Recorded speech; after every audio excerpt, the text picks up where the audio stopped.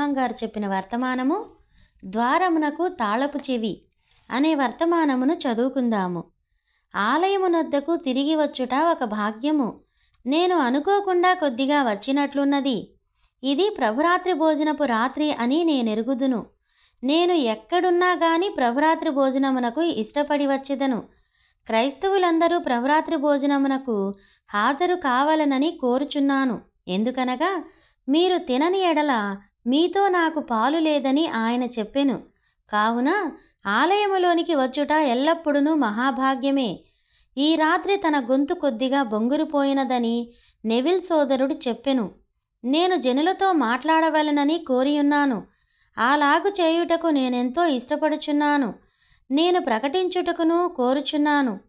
రేపు రాత్రికి ఒక కూటముండును. రేపు రాత్రికి ట్రస్టీలు, ఈ ఆలయములోని వారందరూ వారి కార్యక్రమానుసారము కాంట్రాక్టర్తో ఒక ఒప్పందము కుదుర్చుకొందురు. మన పత్రములన్నీ చక్కగా సరిపోయినవని చెప్పబడిన సంగతి మీకు తెలియననుకుంటాను. మనము ఆలయమును నిర్మించగలమని తలంచుచున్నాను. అంతా సవ్యముగా జరిగిన ఎడల ఈ వారములోనే పని మొదలవునని తలంచుచున్నాను. నాకు తెలిసినంత వరకు ఆలయ నిర్మాణ పని ఈ వారంలోనే ప్రారంభమగును. వారు దీనిని జెఫర్సన్విల్లో త్రోసివేసిరి, కానీ మనం ఇండియానా పులిస్ రాష్ట్రమునకు వెళ్ళాము. వారు మనకు అనుమతిని ఇచ్చిరి. కావున మనం నిర్మించబోచున్నాము. కాబట్టి బహుశా ఈ వారంలో అది ప్రారంభం కావచ్చును. రేపు రాత్రి కూటం తరువాత దీనిని గూర్చి చెప్పెదను. ఈ వారము దానిని ప్రారంభించని ఎడల, అనగా ఏదైనా జరిగి ఆగిన ఎడల, కాంట్రాక్టరు ఈ వారము దానిని ప్రారంభించజాలడు. అప్పుడతడు ఆ మరుసటి వారము ప్రారంభించును. ఈ వచ్చే వారాంతమందు శనివారం రాత్రి, ఆదివారం ఉదయం మరియు ఆదివారం రాత్రి ప్రభుని చిత్తమైతే ఆపై శనివారం ఆదివారం కూడా 3 పూటల కూటము ఉండును. కొన్ని వారముల క్రితం మనం చేసినట్లే చేయుదము. అనగా శనివారం రాత్రి, ఆదివారం ఉదయం, ఆదివారం రాత్రి అలాగే ఉండును. ఈ వచ్చే వారం అది ఉండును. అనగా ఈ నెల 13 మరియు 14 తేదీలు. ఆ తరువాత నేను కొందరు సోదరులు కలిసి కొలరడాలోకి వెళ్ళి వేటాడుదుము. వేట పర్యటన తదుపరి వచ్చెదము. ఆలయ నిర్మాణము పూర్తి అయినచో, అది ప్రభుని చిత్తమైన ఎడల పూర్తి వారమును నేను తీసుకొని ప్రకటనలోని 7 ముద్రలను చెప్పెదను. 7 సంఘ కాలములను గూర్చి మనము చెప్పుకొనినట్లే ఉండును. 7 ముద్రలు గూర్చి తెలుసుకొందుము. బహుశా వచ్చే 2 లేదా 3 వారములలో భవన నిర్మాణము ప్రారంభమగును. ఎందుకనగా వారు ఒక వ్యక్తిని అందుకు నియమించిరి. అంతా సవ్యముగా జరిగిన ఎడల మనం 10 లేదా 15 రోజులలో పూర్తి చేసుకొనవచ్చును. అప్పుడు మనకు చాలినంత స్థలముండును. 2 రెట్లు లేదా 3 రెట్లు జనులు కూర్చోవచ్చును. ఆ సమయము వరకు నేను ఎదురు చూచుచున్నాను.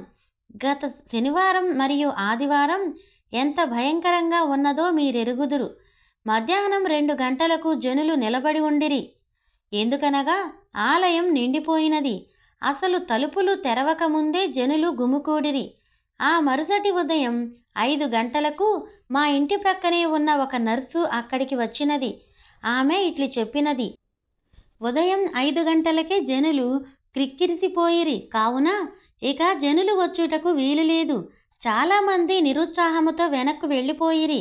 నిలబడి ఉన్నవారు ఆ బల్లల మధ్య ఇరుక్కొని పోయినట్లుగా ఉండిరి. వారు కాళ్ల నొప్పులతో ఉండిరి. స్త్రీలు నిలబడి ఉండిరి. వారందరూ చెమటలు కార్చుచుండిరి. కొందరు లేచి తమ కుర్చీలను ఇచ్చుచుండిరి. స్త్రీలు అలాగే చేయుచుండిరి. ఒకరి కాళ్ళు నొప్పులు తీరు వరకు కూర్చుందురు, మరి ఒకరు లేచి నిలబడుదురు.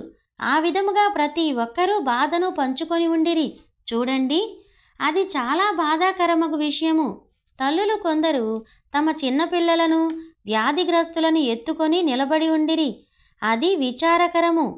ఇంకా పెద్ద ఆలయము నిర్మించుట ద్వారా ఆ బాధను మనం తొలగించుకొనయున్నాము. చిన్నపిల్లల ఏడ్పు వలన మనకు కొన్నిసార్లు అవాంతరము కలుగుచుండును. ఇప్పుడు వారి కొరకును మనం ఒక గదిని నిర్మించుచున్నాము. తల్లులు అందులోనికి వెళ్ళవచ్చును. ఆ గదిలోనికి రేడియో ప్రసారము జరుగుచుండును. ఆదివారపు బడికి గదులుండును. అంతయు సక్రమముగా జరుగునని నమ్ముచున్నాను. ప్రభుని చిత్తమైతే ఈ వచ్చే ఆదివారమే అది ప్రారంభమగును. మీరందరూ అందుకొరకు 100% ఓటు వేసిరి. దానిని మనం గట్టిగా పట్టుకొని ఉన్నాము. చూడండి, సంఘము సార్వభౌమాధికారము గల సంఘము. చెప్పినదే శిరస్రావహించుదము. ట్రస్టీలు తదితరులు కారు. వారికి ఒక ఓటున్నది. సంఘ కాపరికి ఒక ఓటున్నది. ఇది సంఘము. ఇది సంఘము యొక్క ప్రజాస్వామ్యము, సంఘము యొక్క సార్వభౌమాధికారము. మొత్తానికి సంఘమే మాట్లాడును. అవును, పై నాయకులుగా ఉన్నవారు మనకు ఏమేమి చేయవలెనో సలహా ఇచ్చెదరు. అది మనకు మంచిది. ఎందుకనగా మనకు బిషప్పులు గాని మరొకరు గాని లేరు. సంఘములో పరిశుద్ధాత్మయున్నది. పరిశుద్ధాత్మ మాట్లాడుచున్నది. ఆ నియమము నాకు చాలా ఇష్టము. అది చాలా మంచిది. మనం అంతా సమకూర్చుకొని ఆలయమును మరో చోటికి తరలించి పెద్దగా నిర్మించుట మీరందరూ ఇష్టపడుచున్నారా? అంతవరకు మీరు ఆగుదురా అని నేను ప్రశ్నించాను. అది ట్రస్టీల బోర్డులో ఉన్నది. ఇంకా ఒక నిర్ణయానికి వారు రాలేదు. వారు అప్పుడు నా యొద్దకు వచ్చి అడిగిరి. ఎందుకనగా నేను ఆలయపు ప్రధాన పర్యవేక్షకునిగా ఉన్నాను. సంఘమును అడుగుదుమనుకొనున్నాను. సంఘము యొక్క పరిమాణమును మార్చుటకు, దానిని మార్చి కూర్చుటకు, మనకు అవసరమైన రీతిగా తీర్చిదిద్దుటకు అవసరమగు ద్రవ్యమున్నది. దానినైతే మనం వెంటనే ప్రారంభించవచ్చును. పూర్తిగా వేరే భవనము నిర్మించవలెనన్నచో డబ్బును ఇంకా సమకూర్చుకొను వరకు ఆగవలెను. అప్పుడు మరేదో చోట దానిని నిర్మించుదును. ఆ విషయంలో సంఘము యొక్క ఓటును మేము తీసుకొన్నాము. వెంటనే ఆలయమును పునర్నిర్మాణము చేయుమని అందరూ ఏకగ్రీవముగా ఓటు వేసిరి. పెద్ద ఆలయమును వెంటనే నిర్మించెదము. దానితోనే మేము నిలిచియున్నాము. ఇక్కడ జెఫర్సన్విల్లోని బోర్డు మిమ్మును నిరాకరించినది. దానిని మేము చేయరాదన్నది. మేము ఇంకా పైకి వెళ్ళాము.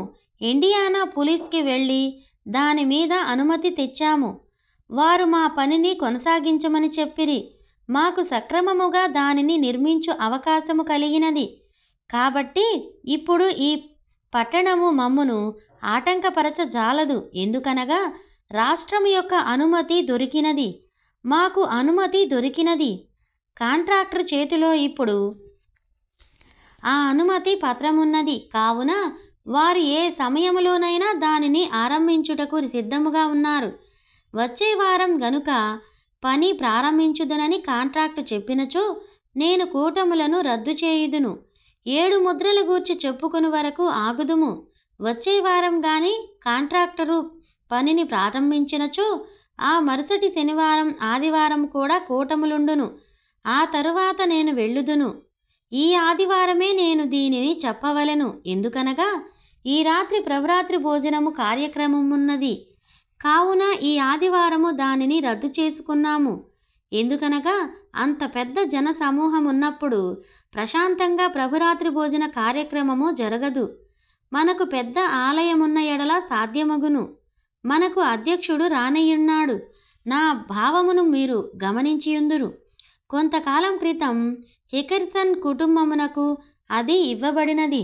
పియానో వాయించు మన సోదరి ఇప్పుడు మన మధ్యకు వచ్చి వారిని లోనికి తీసుకుని రండి అను పాటను ప్రారంభించును. అటువంటి మరి ఒక పాట ఏదైనా మీకిష్టమైనది పాడవచ్చును. ఎంతో కాలము నుండి ఎదురు చూచుచున్న ఈ చక్కని పెద్ద మనిషి హికర్సన్ కుటుంబములోనికి వచ్చియున్నాడు. చాలా చక్కని చిన్నవాడు. నిశ్చయంగా అతడు హికర్సన్ కుటుంబమునకు ఆణిముత్యము వంటివాడు. వారందరూ మనకు ముత్యములే.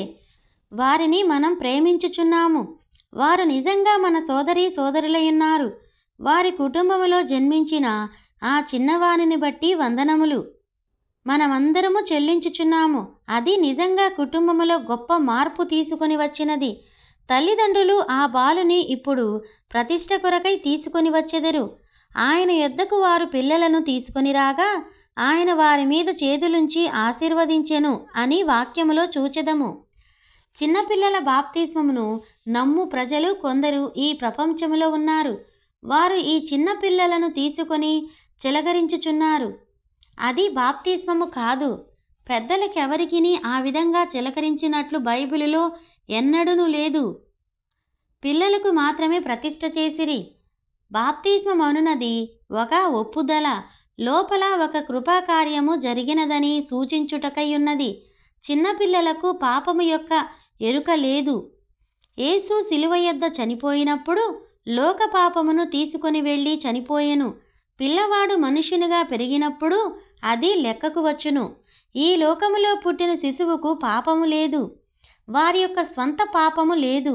కావున వారికి ఆ సమయములో మారు మనస్సు అవసరము లేదు. కానీ పెరిగి పెద్దవాడైనప్పుడు యేసుక్రీస్తు యొక్క రక్తము దానిని పరిహరించును. శిశువు పాపములో జన్మించినాడని మీరందురు. అవును, పాపములోనే అతడు రూపించబడెను. అబద్ధములాడుచు లోకములోనికి వచ్చెను. స్వభావరీత్యా వారు పాపులు, కానీ అందుకు పరిహారముగా యేసుక్రీస్తు యొక్క రక్తమున్నది. కానీ పిల్లవాడు లెక్క అప్పగించు వయసులోనికి వచ్చినప్పుడు, మంచి చెడులను వివేచించు జ్ఞానములోనికి వచ్చినప్పుడు చేసిన దాని విషయంలో పశ్చాత్తాపడవలెను. వారు పాపములోనే జన్మించియున్నారు. అది మానవ పాపము. అది ఆదామవ్వలు చేసిన పాపము. అది దేవుని ద్వారా కొట్టివేయబడినది. యేసుక్రీస్తు రక్తము కడిగెను గనుక పాపము చేయు వరకు బిడ్డ ఒప్పుకొనుటకు పాపము లేదు. ఆ తరువాత మారుమనస్సు పొందవలెను. చూశారా? అతడు పశ్చాత్తాపడిన తరువాత బాప్తిస్మము పొందవలెను. అప్పుడు అతనికి ముంచుట ద్వారా బాప్తిస్మము ఇచ్చెదరు. అంతవరకు కూడా బైబిలు యొక్క ఉపదేశమును వెంబడించవలెను. వారు చిన్నపిల్లలను యేసునొద్దకు తీసుకొని వచ్చిరి. ఆయన వారి మీద చేతులుంచి వారిని ఆశీర్వదించవలనని వారు కోరిరి. ఈ చక్కని తల్లిదండ్రులు ఈ రాత్రి బిడ్డను సంఘకాపరి యొద్దకును నా యొద్దకును ప్రతిష్ఠ నిమిత్తమై తీసుకొని వచ్చుచున్నారు. క్రీస్తు యొక్క ప్రతినిధులమని ఎంచబడిన మా చేతులలో ఉంచుచున్నారు. వారు క్రీస్తు చేతులలోనే పెట్టుచున్నారు. విశ్వాసము ద్వారా బిడ్డను దేవుని యొద్దకు తీసుకొని వెళ్ళుచున్నారు. ఇక్కడికి తీసుకొని వచ్చినందుకు వందనములు చెల్లించుచున్నాము. దీవించమని ప్రభువును అడుగుచున్నాము. దీనిని మనము పిల్లల ప్రతిష్ఠ అందుము. నా స్వంత పిల్లల విషయంలో నేనెట్లుందునో మీరెరుగుదురు. ఈ రాత్రి నా చిన్న బిడ్డ మహిమలో ఉన్నది. ఈ వేదిక యొద్ద ఆమెకు ప్రతిష్ఠ జరిగించాము. ఈ రాత్రి నా కుమారుడు కుమార్తె వెనుక కూర్చొని ఉన్నారు. వారింకా బాప్తిస్మము పొందలేదు. 11 సంవత్సరాల బాలికతో నేను ఈ దినం మాట్లాడుచున్నాను. శారాను బాప్తిస్మము గూర్చి అడిగాను. జోసెఫ్కు 7 సంవత్సరములు, ఇంకా చాలా చిన్న వయసు. అయినా గాని అతడు కోరినచో, అతని హృదయంలో దేవుడు భారముంచినచో అప్పుడు నేనా ప్రకారమే చేయుదును. కానీ పిల్లలుగా ఉన్నప్పుడే వారిని ప్రభువుకు ప్రతిష్ఠించాము. ఎందుకనగా అది లేఖన సంబంధమగు బోధయ్యున్నది. నెవిల్ సోదరుడా, ఈ బాలుని యొద్దకు నీవును నాతో పాటు రమ్ము. సహోదరుడు బ్రహ్మం హికర్సన్ దంపతుల యొద్దకు వెళ్ళి ఉన్నాడు. హాలిన్ కదా?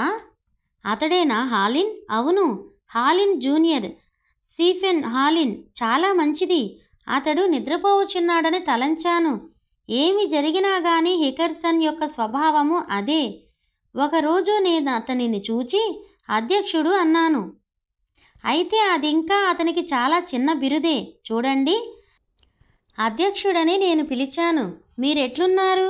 ఏ భక్తిగల తల్లికైనా సరే అటువంటి వారొక నిధియే. మీరలాగు తలంచుటలేదా? చాలా మాధుర్యము. సోదరుడు హికర్సన్, సోదరి హికర్సన్లు వచ్చిరి. క్రీస్తు దాసునిగా, మీ సంఘ కాపరిగా విశ్వాసముతో ఈ శిశువును యేసుక్రీస్తు హస్తములో భద్రపరుచుచున్నాను. ఆయన చేతులలోనే మనం ఉంచగోరుచున్నాము.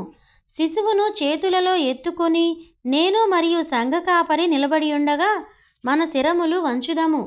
మా పరలోకపు తండ్రి, నీ యొద్దకు వారు చిన్నపిల్లలను తీసుకొని వచ్చినట్లు మేము బైబిలులో చదివియున్నాము.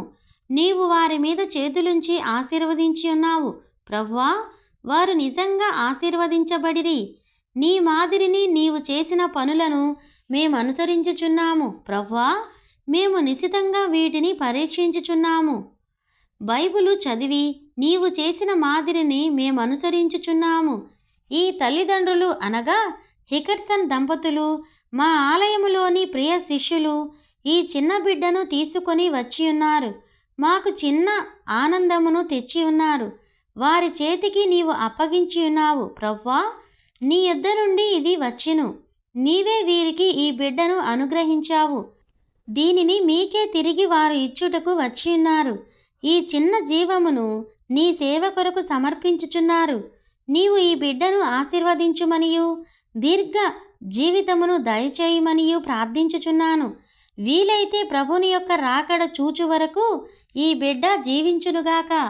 ఈ బిడ్డ ఏ చోట నుండునో ఆ ప్రతి చోటను దీవెనను రానిమ్ము. క్రైస్తవ గృహములో జన్మించిన ఈ బిడ్డ క్రైస్తవ బిడ్డగా పెరుగునుగాక. ఈ గృహములో ఈలాగున కొనసాగునుగాక. వీలైతే ఈ బిడ్డ సువార్తను బోధించుచు బలిపీఠముపైని ఉండగలుగునట్లు కృపచూపుము. తల్లిదండ్రులు దీనిని చూచెదరుగాక. ప్రభువా, వైట్ హౌస్లో సింహాసనము మీద కూర్చొని ఉండుటను వారు చూచుట కన్నా దీనినే వారు చూచెదరుగాక. ఎందుకనగా వీరు నీ సేవకులు. ఈ బిడ్డ యొక్క జీవితము దేవుని యొక్క పని కొరకు అంకితమై కరుగునట్లు కృపచూపుము. తండ్రి, నీవు బిడ్డను దీవించుమని ప్రార్థించుచున్నాను. దేవుని యొక్క కృప బిడ్డ మీదకి వచ్చునుగాక. జీవితమంతా ఆరోగ్య ఆనందములతో ఉండునుగాక. తల్లిదండ్రులు ఈ బిడ్డ ఎదుగుదలను చూచెదరుగాక. మరలా అడుగుచున్నాము, నీ నామములో దీవించుము. చిన్న స్టీఫెన్ హాలిన్ హెకర్సన్, నిన్ను యేసుక్రీస్తుకు సమర్పించుచున్నాను. మేము కోరిన దీవెనలు నీ మీదికి వచ్చునుగాక. నా చిన్న సోదరుడా, ఆరోగ్యంగా బలంగా జీవించుము. దేవుని మహిమ కొరకు జీవించుము. దీనిని యేసుక్రీస్తు నామములో అడుగుచున్నాను. ఆమేన్. దేవుడు నిన్ను దీవించును. అక్కడ మనకిక ముసలితనము లేదు. వృద్ధులవ్వము. ఆ దేశములో ఎన్నడూను ముసలివారము కాము. ఎన్నడూ ముసలివారము కాము. వృద్ధులవ్వము. ఆ దేశములో ఎన్నటికి వృద్ధాప్యము లేదు. అది ఆశ్చర్యము కాదా? యువకులు పెద్దలగుదురు, ముసలివారు యవనులగుదురు. అది ఆశ్చర్యము కాదా? ఎన్నడూను మనకు వ్యాధి ఉండదు. ఎన్నడూ దుఃఖముండదు. ఎన్నడూ మరణముండదు. ఆరాధన గూర్చి నెవిల్ సోదరుడు ప్రకటనలను చేసెను. నేను కూడా ఇప్పుడు ప్రకటించగోరుచున్నాను. కూటము గూర్చి మరచిపోవద్దు. కూటములు గూర్చి సోదరుడు మాట్లాడెను. చాలా సంవత్సరాల క్రితం శ్రీమతి ఫోర్డ్ ఈ ఆలయమునకు వచ్చుచుండేది. కొన్ని రోజుల క్రితమే ఆమెను నేను ఆమె కుమార్తె యొద్దకు తీసుకొని వెళ్ళాను. ఆమెకు 80 సంవత్సరములు. గత రాత్రి 8 గంటలకు ఆమె ప్రభువు సన్నిధికి వెళ్ళినది. బుధవారం రాత్రి హూక్స్ యొద్ద నేను సంఘ కాపరి కలిసి ఆమెకు సమాధి కార్యక్రమం జరిగించెదము. వచ్చే బుధవారం 10:30 గంటలకు ఉండును. ఆమె పేరు శ్రీమతి లీవీ ఫోర్డ్. ఆమె లాయిడ్ ఫోర్డ్ యొక్క తల్లి. నా పుస్తకంలో మీరు చూశారు. అతడు నా కొరకు బాయ్ స్కౌట్ సూట్ దాయగోరెను. అతని తల్లి ఈమె. ఒక రోజున ఆమెను నేను తీసుకుని వెళ్ళి ఆమెకు ప్రార్థన చేశాను. చాలా వృద్ధురాలు. ఆమె ప్రభువైన యేసుతో నుండుటకు వెళ్ళినది. ప్రభుని చిత్తమైతే ఇక్కడ నేను కూటముల గూర్చి ప్రకటించవలసి ఉన్నాను. వచ్చే వారం జరుగు కూటములు, వచ్చే కూటములలో మాట్లాడు దాని గూర్చి ఆలోచించాను. వచ్చే వారం కూటముల విషయము ఈ పుస్తకములో దానిని వ్రాసి ఉంచాను. అవును, ఇందులో వ్రాశాను. ప్రభుని చిత్తమైతే వచ్చే శనివారం రాత్రికి ఒక జీవితము మీద మరి ఒకని ప్రభావము అను అంశము మీద ప్రసంగించెదను. ఆదివారం ఉదయమున పిరమిడ్ పైన రాయి అను అంశము మీద మాట్లాడుదును. ఆదివారం రాత్రి నా మార్గదర్శి అను అంశం మీద మాట్లాడెదను. అది ఈ వచ్చే ఆదివారం రాత్రి. ప్రభువు దీనిని ఆశీర్వదించి నాకు సహాయము చేయవలెనని నేను బయటకు వెళ్ళుచుందును. తగిన అంశములను ఏరుకొందును. ఈ రాత్రికి మనం కొన్ని సంగతులను త్వరగా చెప్పుకొనవలెను. ఒక ఉత్తరము నాకు వచ్చి ఉన్నది. బిల్లీ దానిని కొంతసేపటి క్రితం నాకు ఇచ్చెను. కొందరు సోదరులు మిషిగాన్లో ఉన్నారు. సేవక సమాఖ్య నుండి వారు వచ్చిరి. చాలా సంగతులున్నవి చూడండి. చాలా సంగతులు పేరుకుపోయి ఉన్నవి. కొందరు సోదరులు అచ్చటికి వెళ్ళి నాచే పంపబడినట్లుగా చెప్పుకొనుచున్నారు. మగవారు తమ భార్యలను విడిచిపెట్టి ఆత్మీయ భాగస్వామి కొరకు వెదకవలెనని చెప్పుచున్నారు. అది ఘోరమగు తప్పు. అటువంటి భయంకర విషయములను మీరు వినవద్దు. సేవకుల సమాఖ్య వారు దానిని పట్టుకొనిరి. వారు దానిని గూర్చి నాకు ఒక లేఖ వ్రాసిరి. వారిని నేనే అక్కడికి పంపినట్లుగా చెప్పుకొనిరి. దాని వలన ఎంతో గందరగోళము ఏర్పడినది. అందులో కొందరు ప్రవచించిరి. ఒక వ్యక్తి అతని భార్యను విడిచిపెట్టి మరి ఒకరిని పెండ్లి చేసుకొనవలెననియు వారు ప్రకటించిరి. ఈ సంఘము అటువంటి తప్పు బోధలకు ఊత ఇయ్యదని మీరెరుగుదురు. బైబిలును మనం నమ్ముచున్నాము. ఒక పురుషుడు స్త్రీని వివాహము చేసుకునినప్పుడు మరణము తప్ప మరేదియూ వారిని వేరుపరచ జాలదు. అది మాత్రమే నమ్మవలెను. కావున వారి బోధను మనం వినము. స్వేచ్ఛాయుత ప్రేమ అను బోధను కూడా మనం వినము. అటువంటి వాటి యందు మనకు విశ్వాసము లేదు. సంపూర్తిగా మనం బైబిలునే నమ్ముచున్నాము. అది ఒక్కటే చాలును. ఈ ఉత్తరమును నేను నకలు తీసి దానికి జవాబును ఇచ్చి వార్తాపత్రికలలో ప్రచురించెదను. అది చాలును. ఎలాగైనా వారికి నేను జవాబు ఇవ్వవలెను. ఈ రాత్రి మనం లేఖనమును తెరవకముందు మన ప్రభునితో మాట్లాడుదుము. మా పరలోకపు తండ్రి, దేవుని యొక్క గొప్ప ధన నిధులను మాకు అందించుటకై మహిమలో నుండి క్రిందికి దిగివచ్చిన ఆ మహామహుడగు ప్రభువైన యేసు నామములో నీ కృపాసింహాసనము మేము సమీపించుచున్నాము. దేవుని ప్రత్యక్షతయకు ఈ గొప్ప యేసును బట్టి మేము నీకు వందనములు చెల్లించుచున్నాము. మాకు వ్యక్తిగతంగా ప్రత్యక్షమాయెను. ఆయన ద్వారా మాకు మా పాపముల నుండి విడుదల దొరుకుచున్నది. మేమిప్పుడు మరణములో నుండి జీవములోనికి దాటియున్నాము. ఆయన ఇట్లు చెప్పెను, నా మాట విని నన్ను పంపిన వానియందు విశ్వాసముంచువాడే నిత్య జీవము గలవాడు. అట్టివాడు తీర్పులోనికి రాక మరణములో నుండి జీవములోనికి దాటియున్నాడు. ప్రభువా, ఈ రాత్రి నీ మాటలను ఆశీర్వదించుము. కొద్ది సమయములో మేము ఇచ్చట ప్రభురాత్రి భోజనము తీసుకొందుము. క్రైస్తవులు రాజ్యము యొక్క సహపౌరులు బలిపీఠము చుట్టూ చేరెదరు. అక్కడ వారు ప్రభురాత్రి భోజనమును తిందురు. నీవు మాకు విడిచిపెట్టిన చిన్న జ్ఞాపక చిహ్నము, నీవు మా పాపముల కొరకు మరణించావని మాకు విశ్వాసమున్నట్లు సూచించెదము. నీవు 3వ దినమున తిరిగి లేచి సదా జీవించి ఉన్నావు. నీవు తిరిగి వచ్చే వరకు దీనిని మేము చేయుచుండవలెను. లేఖన ప్రకారము మాకు ఆజ్ఞాపించబడినది. చెడు తలంపుల నుండి నీవు మా హృదయమును పరిశుద్ధపరచెదవు. నీ చిత్తమునకు విరోధముగా మేము చేసిన సమస్తమును నీవు పరిహరించెదవు. తండ్రి, మమ్మును క్షమించుము. ఈ రాత్రి నీ కృపను మాకు అనుగ్రహించుము. నీ వాక్యమును జీవాహారమును నీవు మాకు విడిచిపెట్టుము. దానిని మేము చదివి దానిని గూర్చి చెప్పుకొనుచున్నాము. ప్రభువైన యేసు నామములో దీనిని మేము అడుగుచున్నాము. ఆమేన్. ప్రకటన గ్రంథములో ఒక వచనమును మనము చదువుకొందము. 20వ వచనం కాదు, 1వ అధ్యాయము 20వ వచనం చదువుదము.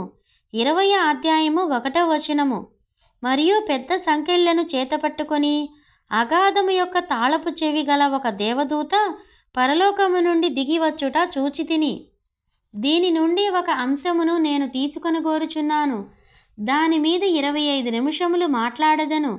దీనికి నేను ద్వారమునకు తాళపు చెవి అను పేరు పెట్టుచున్నాను. దీనిని తాళపు చెవులు అనను. ఎందుకనగా పేతురుకు రాజ్యం యొక్క తాళపు చెవులు ఇవ్వబడినవి. కానీ నేను దీనిని ఇట్లు పిలుచుచున్నాను, ద్వారమునకు తాళపు చెవి.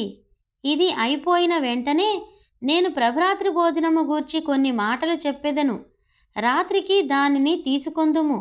ఇప్పుడు తాళపు చెవిని చూడండి. మనము చదువుచుండగా ఇక్కడ దీనిని గమనించాను. ఈ దేవదూత పరలోకము నుండి దిగివచ్చినది. తన చేతిలో తాళపు చెవి ఉన్నది. ప్రకటన 13 లేదా 19లో అనుకుంటాను. మరో దేవదూత తాళపు చెవితో దిగివచ్చుటను చూచాను. దేనికైనా సరే తీయుటకు తాళపు చెవి ఉపయోగపడును. అదే నా ఉద్దేశము. తాళము వేయబడిన దానిని అది తెరచును. తాళపు చెవి అందుకొరకే ఇయ్యబడినది. ఇప్పుడు చాలా రకముల తాళపు చెవులున్నవి. ఎందుకనగా తాళపు చెవులతో మనకు చాలా ఉపయోగం ఉన్నది. స్టోరులకు తాళపు చెవులున్నవి, మీ స్వంత ఇండ్లకు తాళపు చెవులున్నవి, మీ కార్లకు తాళపు చెవులున్నవి. వాటిని మనం తాళపు చెవులు అనుచుందుము. అవి తాళపు చెవులే. చాలాసార్లు వాటికి నకిలీ తాళపు చెవులుండును. ఇండ్లకు మనం చాలాసార్లు వేరే తాళపు చెవులను వేసి ఉంచుదుము. లీవర్లు కలిగి ఉండిన తాళపు చెవులను మనము వాడుచుందుము. తాళమును ఒక విధముగా త్రిప్పితేనే గాని దానిని మనం తెరుచుట కష్టము. చాలా తాళపు చెవులకు మనకు వేర్వేరు పోతలు ఉండును. మన ఇండ్లకు, కార్లకు అటువంటి మారు తాళములు ఉండును. చేతిని ఉపయోగించకుండా ఏ తాళపు చెవితోనైనా గాని మనం తాళమును తెరవలేము. తాళపు చెవిని వాడుటకు మరొక సహాయము కావలెను. ఎందుకనగా తాళపు చెవి దానికది పనిచేయ జాలదు. దానిని మరొకటి ఉపయోగించవలెను. అది మైక్రోఫోను వలె ఉన్నది. దాని ద్వారా నేను మాట్లాడుచున్నాను. ఈ మైక్రోఫోను మోగది. దాని ద్వారా ఏదైనా మాట్లాడని ఎడల దానికది మాట్లాడజాలదు. దాని ద్వారా మరేదో మాట్లాడవలసి ఉన్నది. కావున అది మైక్రోఫోను గొప్పతనము కాదు. స్వరమును లేదా శబ్దమును ఆ మైక్రోఫోను గాలిలోనికి ప్రసారము చేయుట ద్వారా చెవికి వినబడుచున్నది. సువార్త బోధించుట కూడా ఆ రకంగానే ఉన్నది. సేవకులైన మనము గొప్పవారము కాము. మనము సువార్తగా లేము. దేవుని స్వరమును మనము వినువారికి ప్రసారము చేయువారమై మాత్రం ఉన్నాము. మనం వినిపించగల మానవ ప్రతినిధులుగానే ఉన్నాము. దర్శనము కూడా ఆ విధముగానే ఉన్నది. ఈ సమయంలో నేను దర్శనము గురించి సంఘముతో చెప్పదలంచుకొనలేదు. కానీ పరిశుద్ధాత్మ మొదట నాకు దర్శనము చూపించిన ఎడల దానిని నేను ఉద్దేశింపబడిన వారికి ప్రసారము చేయుదును. కావున దర్శనము నాది కాదు. దర్శనమును దేవుడే ఇచ్చెను. నేను ప్రసారకునిగా మాత్రమే పనిచేయుచున్నాను. ఆ దర్శనము యొక్క వర్తమానమును నేను ప్రజలకు అందించెదను. తాళపు చెవి కూడా అలాగే ఉన్నది. నన్ను క్షమించండి. తాళపు చెవిని చేయి పట్టుకున్నప్పుడే తలుపు తెరవబడును. చూడండి, చేయి యొక్క అవసరము ఉన్నది. ఈ రాత్రి నేను ఆ చేయి గురించే మాట్లాడుచున్నాను. ఒకే ఒక హస్తము దానిని పట్టుకొనగలదు. అది విశ్వాసము హస్తము. ఈ తాళపు చెవిని అది మాత్రమే పట్టుకొనగలదు. ఇతర తాళపు చెవులను పట్టుకొన ఇతర హస్తములు చాలా గలవు. దేనికైనా గాని విశ్వాసపు హస్తమే అవసరము. జ్ఞానమునకు ఒక తాళపు చెవి ఉన్నది. ఒకడు తన జ్ఞానమును వృద్ధి చేసుకొనవలెననుకున్నచో దానికి ఒక తాళపు చెవి ఉన్నది. దానిని తెరుచుటకు అతనికి ఒక విధానము ఉన్నది. పుస్తకములను సంపాదించుకొని నేర్చుకొనవలసిన అవసరత కలదు. ఎంతోమంది అతనికి ఉపదేశించవచ్చును. కానీ స్వయంగానే అతడు నేర్చుకొనవలెను. అప్పుడు మాత్రమే అతడు వెతుకుచున్న జ్ఞానము అతనికి లభించును. పియానో వాయించుటకు లేదా సంగీతము నేర్చుకొనుటకు ఒక వ్యక్తి ప్రయత్నించును. వారికది ఏమీ తెలియదు. కానీ వారు ఒక ఉపదేశకుని యొద్దకు వెళ్ళి నేర్చుకుందురు. ఉపాధ్యాయుడు వరుసగా పాఠములు నేర్పును. వారు నేర్చుకొనకపోయినచో, అనగా ఆ మర్మమును విప్పు తాళపు చెవిని అతడు పట్టుకొనకపోయినచో ఎలాగు గ్రహించగలడు? శృతి మరియు రాగము మొదలగునవి ఎట్లు గ్రహించగలడు? ఆ తాళపు చెవిని తీసుకొనవలెను. గణిత శాస్త్రము కూడా ఆ విధముగానే ఉన్నది. లెక్కలు నేర్చుకొనుటకు ఒక తాళపు చెవి ఉన్నది. దానిని నీవు వెంబడించవలెను. పిల్లలు లెక్కలు నేర్చుకొనుటకు నేను చూచాను. వారు వ్రేళ్లు ఎత్తి చూపుచుందురు, వ్రేళ్లు ముడుచుచుందురు, కూడికలు వేసి చూపించుచుందురు. 4 లేదా 5 లేదా 6 వరుసల కూడికలను ఆ విధముగానే చేయుచుందురు. జవాబును అడుగున వేయుచుందురు. నాకైతే లెక్కలు అసలు రావు. నేను చేతులకు కాళ్లకు ఉన్న వ్రేళ్ళన్నింటినీ చూచుకోవలెను. కానీ కొందరైతే సునాయాసముగా లెక్కలు చేయుదురు. 1 నుండి 9 వరకు ఇచ్చిన ఏ సంఖ్యనైనా ఇట్టే కూడుదురు. నాకింకా ఆ తాళపు చెవి దొరకలేదు. కానీ మీరు చూడండి, కొందరికి ఆ తాళపు చెవి దొరికినది. అదెట్లు చేయవలెనో వారికి తెలియను. జ్ఞానమునకు ఒక తాళపు చెవి గలదు. జ్ఞానమును ఒకడు వెతుకును. సైన్సుకు ఒక తాళపు చెవి ఉన్నది. శాస్త్రీయ పరిశోధకులున్నారు. గొప్ప తాళపు చెవి ఉన్నది. జనులు ఆ తాళపు చెవి కొరకు వెదుకుచున్నారు. కొంతకాలం క్రిందట ఇక్కడ వారు ఒక అణువును కనుగొనిరి. అణువులున్నవని వారికి తెలిసినది. అణువుల వలన పరిమాణముల ఉనికి తెలిసినది. వారు వెదకసాగిరి. అణువే సమస్తమును నిలిపి ఉంచుచున్నదని వారు విశ్వసించిరి. ఆ అణువును స్థానభ్రంశము చేసిన ఎడల అంతా చెల్లాచెదురగునని వారికి తలంపు కలిగినది. ఎందుకనగా ప్రతీదీ నిలిచియుండుటకు అణువే కారణము. అది మనకును తెలియను. ఆ స్తంభము అణువులతో నిలబడి ఉన్నది. నీవు అణువుల మూలముగానే నిలబడి ఉన్నావు. గడ్డి, చెట్లు సమస్తము అణువుల మూలముగానే నిలబడి ఉన్నవి. ఆ అణువును ఒక చోటకు రప్పించినచో సమస్తము తిరగబడి తునాతునకలుగా విడిపోవును. ఆ వస్తువు నాశనమగును. అది జరుగునని గొప్ప శాస్త్రజ్ఞులు నమ్మిరి. వారు ఎంతగానో పరిశోధనలు చేసిరి. గంటల కొలది, వారముల కొలది, సంవత్సరముల కొలది పరిశోధనలు జరిపి చివరికి దానిని జరిగించిరి. థామస్ ఎడిసన్ అని తలంచుచున్నాను లైట్ గురించి పరిశోధించెను. విద్యుత్ దీపమును తయారు చేయగల జ్ఞానము అతనికి ఉండినట్లు వారు గ్రహించిరి. వెలిగే బల్బును కనుగొనినవాడు అతడే. అతడు రాత్రిలో పరుండెడివాడు కూడా కాదు. చిన్న అప్పమును తిని కూర్చుని నిర్విరామముగా పనిచేయుచుండెడివాడు. అతని మనస్సులో ఎక్కడో లోతున అది చేయగలనను ధీమా దాగి ఉన్నది. అది ఏమిటి? అది మార్గమును తెరుచు తాళపు చెవి. కొన్ని సంవత్సరాల క్రితం జరిగినది. హాస్య రచనలను వ్రాయగల తలాంతు తనలో ఉన్నదను ఒకతను నమ్మెను. ఆ తాళపు చెవి తన చేతిలో ఉన్నదను తెలుసుకొనెను. అతడు కాన్సాస్లో ఉండేడివాడు. కాన్సాస్ సిటీలోని ఒక పెద్ద వార్తాపత్రిక సంపాదకుని యొద్దకు వెళ్ళెను. తాను వ్రాసిన కొన్ని రచనలను తీసుకొని పోయెను. ఆ సంపాదకుడు ఇట్లనెను, అయ్యా, ఇంకా మీ రచనలను సరిగా లేవు. మీరింకా ఏమీ ప్రయత్నము చేయనవసరం లేదు.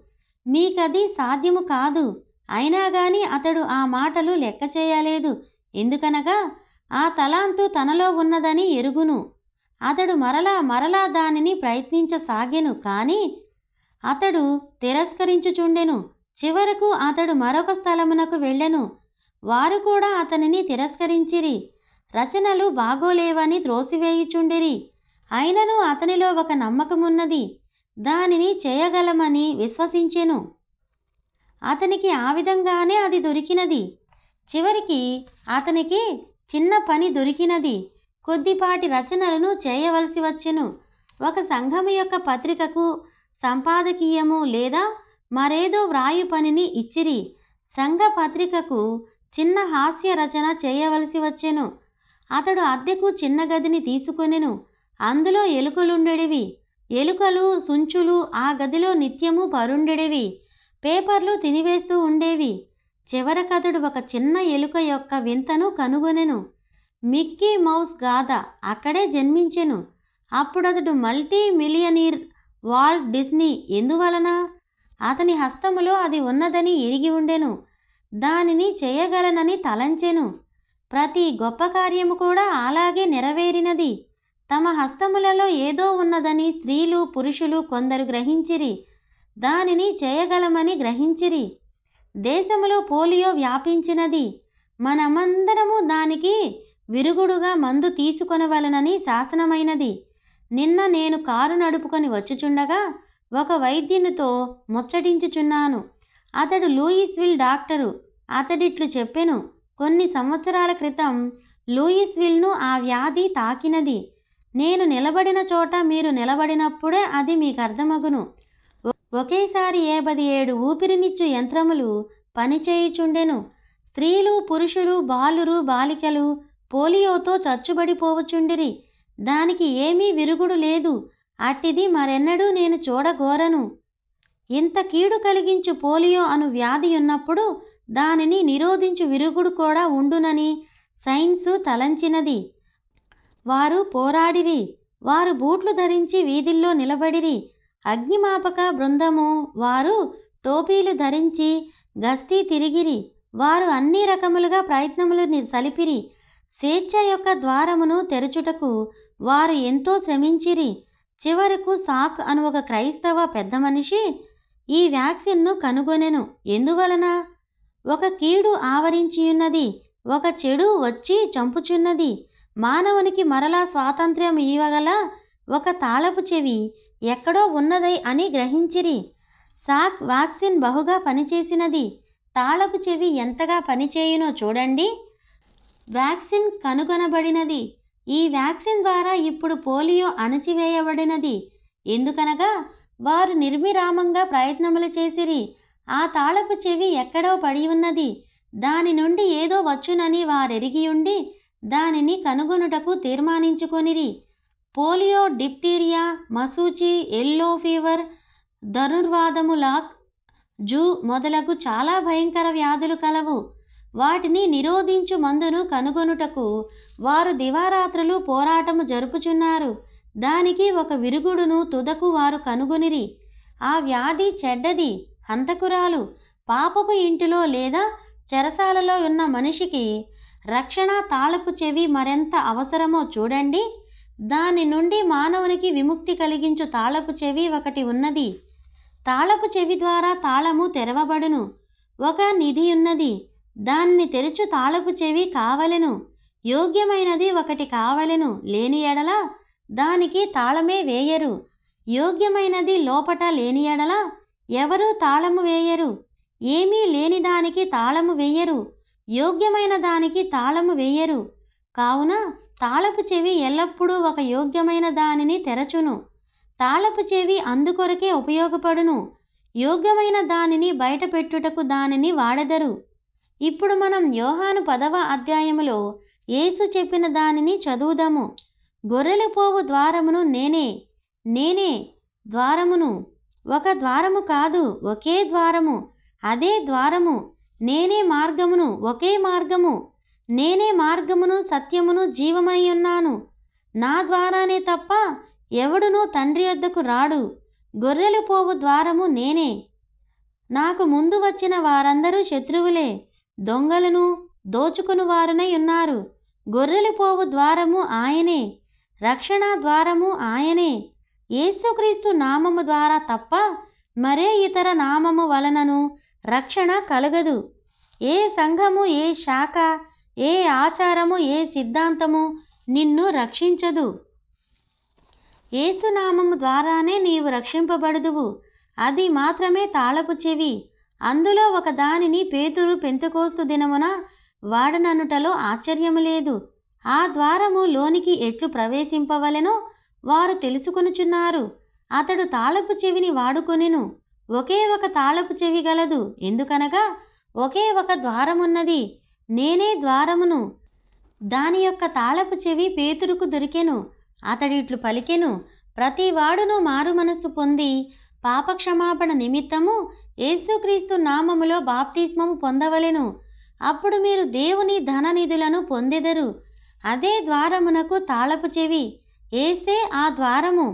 స్వస్థతకు ఒకే ఒక ద్వారమున్నది. యేసే ఆ ద్వారము.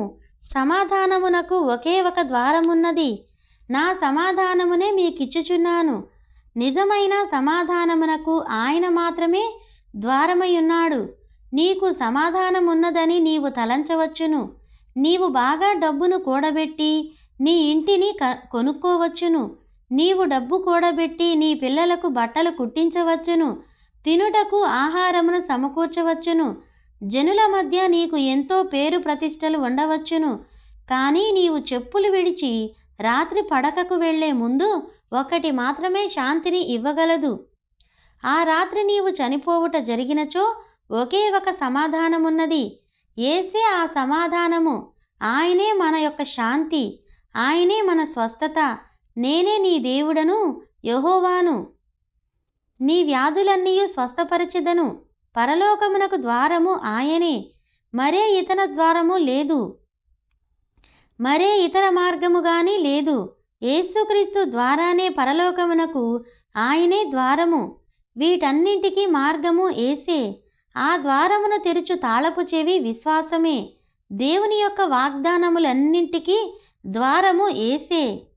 ఆ ముగించిన క్రియయందు విశ్వాసముంచవలెను. అప్పుడు ప్రతి ద్వారము తెరువబడును.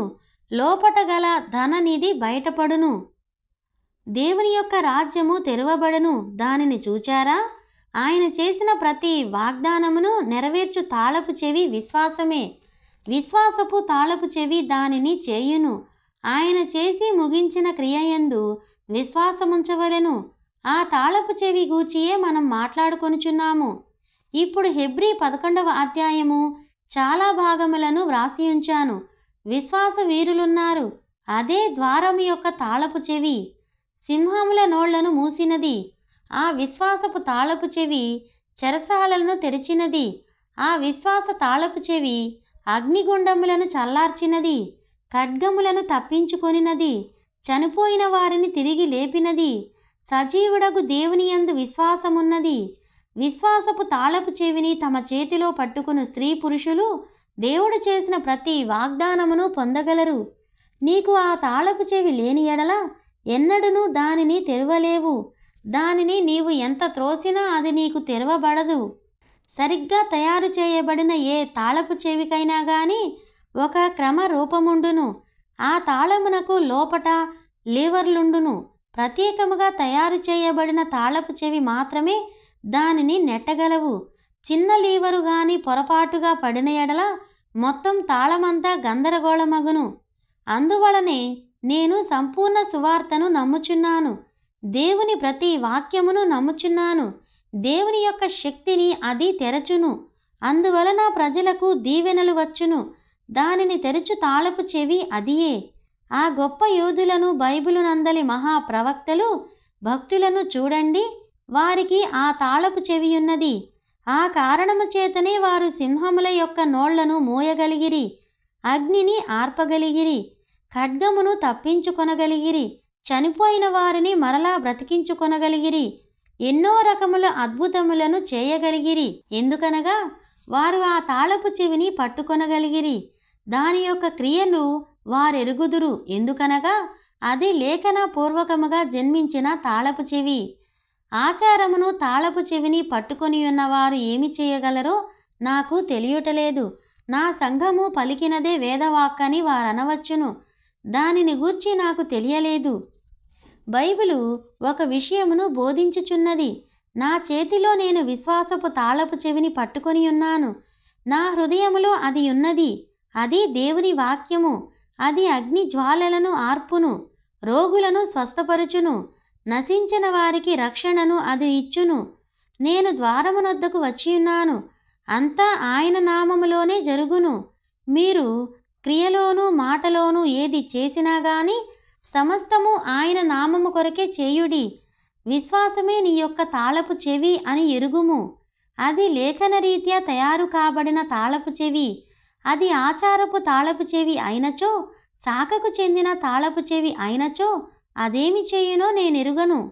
కానీ అది లేఖన సంబంధమగు తాళపు చెవి అయిన ఎడల అది తెరుచును. ఎందుకనగా దేవుడు అలాగున పలికెను. వారు అగ్ని జ్వాలలను ఆర్పినందుకు ఆశ్చర్యపడనవసరం లేదు. ఎందుకనగా వారి యొద్ద తాళపు చెవి ఉన్నది. దేవుడు ఆ ప్రవక్తలతో చెప్పిన దానిని వారు చేయకుండా ఎవరూ ఆర్పలేకపోయిరి.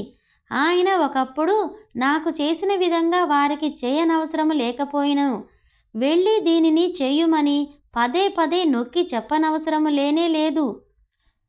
మనము చెప్పిన దానిని కొన్నిసార్లు సరిగా చేయము. ఒక చిన్న పొరపాటు మొత్తం కార్యమును ఆటంకపరచును. ఆత్మ యొక్క స్వరమును వారు వినినయు మనస్కరించరు. దానిని వారు పట్టించుకొనరు. వారిని ఏదియూ ఆపజాలదు. సోదరుడా, వారు సింహముల నోళ్లను మోయగలిగిరి, ఖడ్గధారలను తప్పించుకొనిరి, అగ్ని జ్వాలలను ఆర్పిరి. ఎన్నో కార్యములు వారు చేసిరి. దేవుని మాటను చిన్నగా వినినందునే వీరు చేయగలిగిరి. వారు తమ చేతులలో ఆ తాళపు చెవిని కలిగి ఉండిరి. గొప్ప విశ్వాసము. వారు దేవుని కొరకు కార్యములు చేసిరి. ఏదీ వారిని ఆపజాలకపోయెను. ఓ, ఎంత మహిమకరము! ఒకసారి ఒక యువకుడు ఒక ముసలివాని యొద్దకు, అనగా భక్తిగల ఒక దైవ ప్రవక్త యొద్దకు వచ్చెను. అతడు నిరంతరము దేవుని యొక్క మంచితనమును గూర్చి చాటించుచు సాక్ష్యమిచ్చుచుండెను. దేవుడు చేసిన దాని గూర్చి చెప్పెను. క్రీస్తు ప్రేమను వివరించెను. ఎవరినీ లెక్క చేయక సాగిపోవచుండెను. చివరకు ఈ యువకుని సేవలో అభిషేకించగోరెను. ఈ యువకుడు అందుకే ఈ వృద్ధుని యొద్దకు వచ్చి ఇట్లు ప్రశ్నించెను, అయ్యా, మిమ్మును ఒక ప్రశ్న అడుగుచున్నాను, యవనుడా అడుగుము అనెను. నీవు చెప్పుకునేటంతగా వాస్తవముగా క్రీస్తు నీ పట్ల పనిచేయుచున్నాడా అని అడిగాడు. నేను మాటలలో చెప్పలేనంత అధికముగా ఆయన పనిచేయుచున్నాడు అని చెప్పెను. చూడండి, అంతే, అతనికి తాళపు చెవి దొరికినది. అందుకు యువకుడు ఇట్లు చెప్పెను, నీవు ఇవన్నీ చెప్పుచున్నావు, అవి వాస్తవములని ఘోషించుచున్నావు. నేను అదే యేసును అంతే వాస్తవముగా తెలుసుకొనగోరుచున్నాను. అది ఏమిటి? ఆ ముసలివాడు ఒక తాళపు చెవిని పట్టుకొని ఉన్నాడని గ్రహించెను. దాని ద్వారా అతడు తెరవగలడు మరియు మూయగలడు. తాళపు చెవి తెరవగలదు మరియు మూయగలదు అని మీరెరుగుదురు. చూశారా? మీరు విప్పగలరు మరియు బంధించగలరు. అది నిజము. ఒకే తాళపు చెవి తెరుచును మరియు మూయును. తెరుచుగల తాళపు చెవియే మూయగలదు. ఇది అక్షరాల నిజము. అది 2 విధములుగా పనిచేయును. దాని యొక్క దర్శనమును సంఘము పోగొట్టుకొన్నదని ఎరుగుట ఎంత విచారకరము! ఈనాడు సంఘము ఆచారముల కొరకు దానిని అమ్ముకొనినదని ఎరుగుట చాలా విచారకరము. నేడు అదే మనం చేశాము. ఇప్పుడు ఏకము రమ్మని పిలుచుచున్నాము. ఆ గొప్ప రోమను వంశము వారు ఏమి చేసిరో మనం చూచాము. వారు ఎలాగైనా మనలను ఎదుర్కొందురు, కొన్ని కార్యములను మార్చుదురు. వారు మార్చరని నేను తలంచాను, కానీ వారు ఎలాగైనా గాని దానిని చేయుదురు. ప్రతి గురువునకు పోపు యొక్క అధికారమును ఇచ్చెదరు. ఎంత విచారకరము! సంఘము వాక్యమును విడిచిపెట్టి ఆచారములను హత్తుకొనినది, వాటి కొరకు అమ్ముడుబోయినది. చూశారా? వారు తాళపు చెవిని అక్కడే పోగొట్టుకొనిరి. ఆ కారణము చేతనే ఈనాడు జనుల మధ్య ఆ గొప్ప అద్భుతములు సూచక క్రియలు జరుగుటలేదు. ఇంతకుముందు జరిగెడివి. వారు తాళపు చెవిని పోగొట్టుకొనిరి. వారికి ద్వారము తెలియను, తలుపు ఎక్కడ ఉన్నదో వారెరుగుదురు. తలుపు అక్కడున్నదని వారికి తెలియను, కానీ ఆ తలుపును తెరుచు తాళపు చెవి కావలెను. ఆ ద్వారము లోపటనే నిధులున్నవి, అవి తాళము వేయబడినవి. అవిశ్వాసికి కనబడుటలేదు, కానీ నమ్మకమున్న విశ్వాసికి ఆ తలుపులు తెరుచుకొనును. విశ్వాసపు తాళపు చెవిని తీసుకొనుము. కొన్ని సంవత్సరాల క్రితం ఒక మిషనరీ సోదరునికి ఆఫ్రికా వెళ్ళవలెనని పిలుపు వినబడినది. అతడు యువకుడు, భార్య, 2 పిల్లలుండిరి. చాలా అందమగు ఆడపిల్లలుండిరి. 7 లేదా 8 సంవత్సరాల వయస్సులోని వారు. ఈ యువకునికి వీరిని విడిచిపెట్టుట అసాధ్యముగా ఉండెను. అతడు బోధకుడు. ఆ ప్రాంతములో చక్కని సంఘమున్నది, కానీ ఆ పిలుపును అణచలేకపోవచ్చున్నాడు. తప్పక ఆఫ్రికాకు వెళ్ళవలెను. అతడు దివారాత్రులు ప్రార్థించెను. వెళ్ళుటకు అతనికి మనస్సు లేదు, కానీ దేవుడు మాట్లాడుట ఆపలేదు.